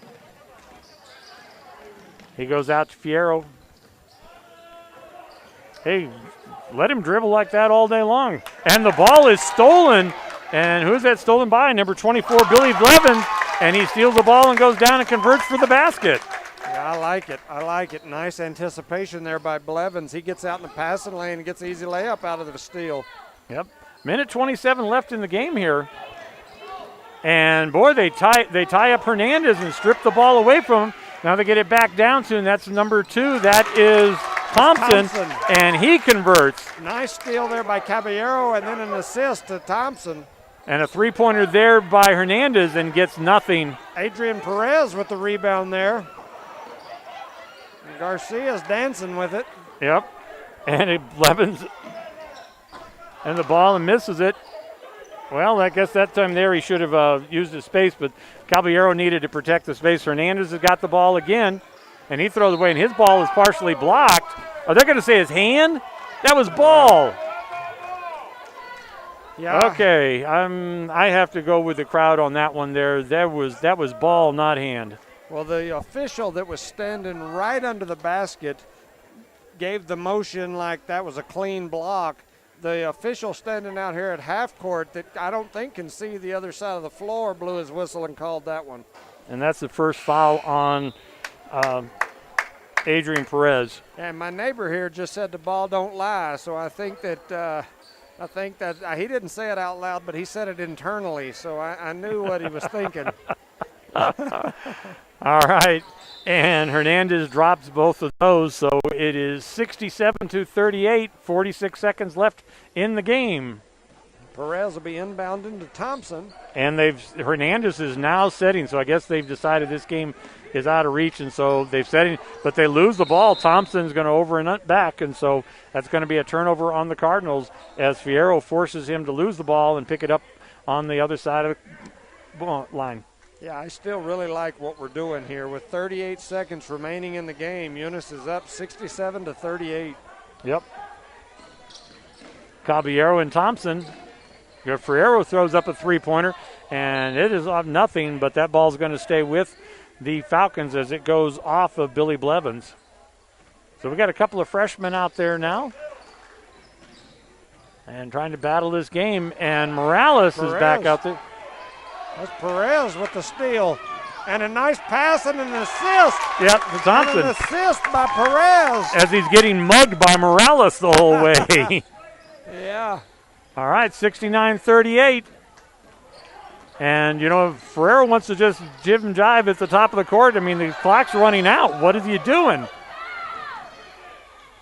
And the ball goes up and in and out as Fierro just, oh boy, that was Thompson was in Fierro's face. And Fierro is not happy, but he deserves that considering he spent so much time jibbing and jiving up here when the clock is running out. It's now 69-38, and the game's over, and it looked like we had a little ugliness going on, a little extracurricular activities between a couple of the kids from each team. Yep. Well, at least on that way there, Fierro and Thompson did, gave high five to each other in that, so it was over quick. Right. Well, so an interesting first night of basketball here in the Eunice Cardinals opening day of basketball season. Joe Langston Gymnasium saw some pretty good basketball here by the girls and boys basketball programs. Well, even the girls' JV team, for three quarters, their problem was they led through three quarters of the game, but they did not score a single point in the fourth quarter and ended up losing that game by 2. Well, and what they did, and I always did the same thing, but what they did was they played a lot of those girls that play varsity, that they question the amount of minutes they may play. They'll let them play minutes in the JV game. And so what happened was, like with my daughter, she played the first quarter of the JV game. Then she went to the locker room. Then you had Kiki Parker and a few of those other girls that played a couple of quarters in the JV game. Then they went to the locker room. And so by the end, all the girls that, for the most part, were going to play on the varsity were gone. Yep. And it was just our JV kids left out there, and they struggled that last couple of minutes. But with that said, that's great for those kids to get that experience. It's a great night here in Joe Langston Gymnasium. So we don't know how the JV team lost by 2. The girls won by 2 as they ran a minute and 13 seconds off the clock, which was amazing. And then the boys just win going away. What was it, 69-38, so they win by 31 points. Yeah. Say that's a pretty good game. And, now I'm really excited about this game Friday night. With the way that the boys played tonight, that could be one heck of a barn burner down in Jowell on Friday night. Yeah, the interesting thing about sports, in my opinion, is I saw a post by Coach, by the basketball coach earlier, Coach Mason, and you got to earn that respect. Mm-hmm. And in football, we've earned that respect. Yep. In basketball, the last few years, not anybody respected us. Jal is a Final Four team from last year, coming back with most of their kids. I mean, they've got most all their kids back. And so, I'm a Eunice Cardinal through and through, and I'm definitely going to be a Cardinal fan. At the same time, Jal's earned that respect. Yep. And until we can go out and show differently, we're gonna be the underdog. There's no doubt about it. Well, I don't have a problem being an underdog going in there, but from what I saw on the floor tonight, that they're not going to blow us by. That's for sure. Well, this team isn't Jal. Jal's a Final Four team, and they are a top 4 team, no doubt in my mind. This team ain't even ranked. No, I understand what you're saying, but I'm just saying we saw a lot of hustling, things like that, the speed that the players had, a lot of great play out of some freshman players. Obviously, we can't have the turnovers we had tonight against Jowl. But I think that we're going to at least be in the game of Jowl. The Jowl's going to have to pay attention to us on Friday night. Yeah, I think it'll be a competitive ball game, and I think we can win. There's no doubt about it. I just, I don't know that I'm ready to put the cart before the horse, so to speak. I think we played a team today that's not even a ranked team, and we tore them up. We looked pretty dang good. I'll be interested to see how we look on Friday. And once again, I may not make it Friday because I've got trials and stuff going on, so I may not make that game Friday. Well, I'll be down there either way, God willing, and, the rivers don't rise. This is Steve Mueller here with Judge Jimmy Jones. We appreciate you guys tuning in tonight. We want to thank our sponsors out there. Without all of you folks, these broadcasts wouldn't be possible. So to all of you folks out there, have a good evening. We'll be back on the air with you Friday night down from Jowl. Take care.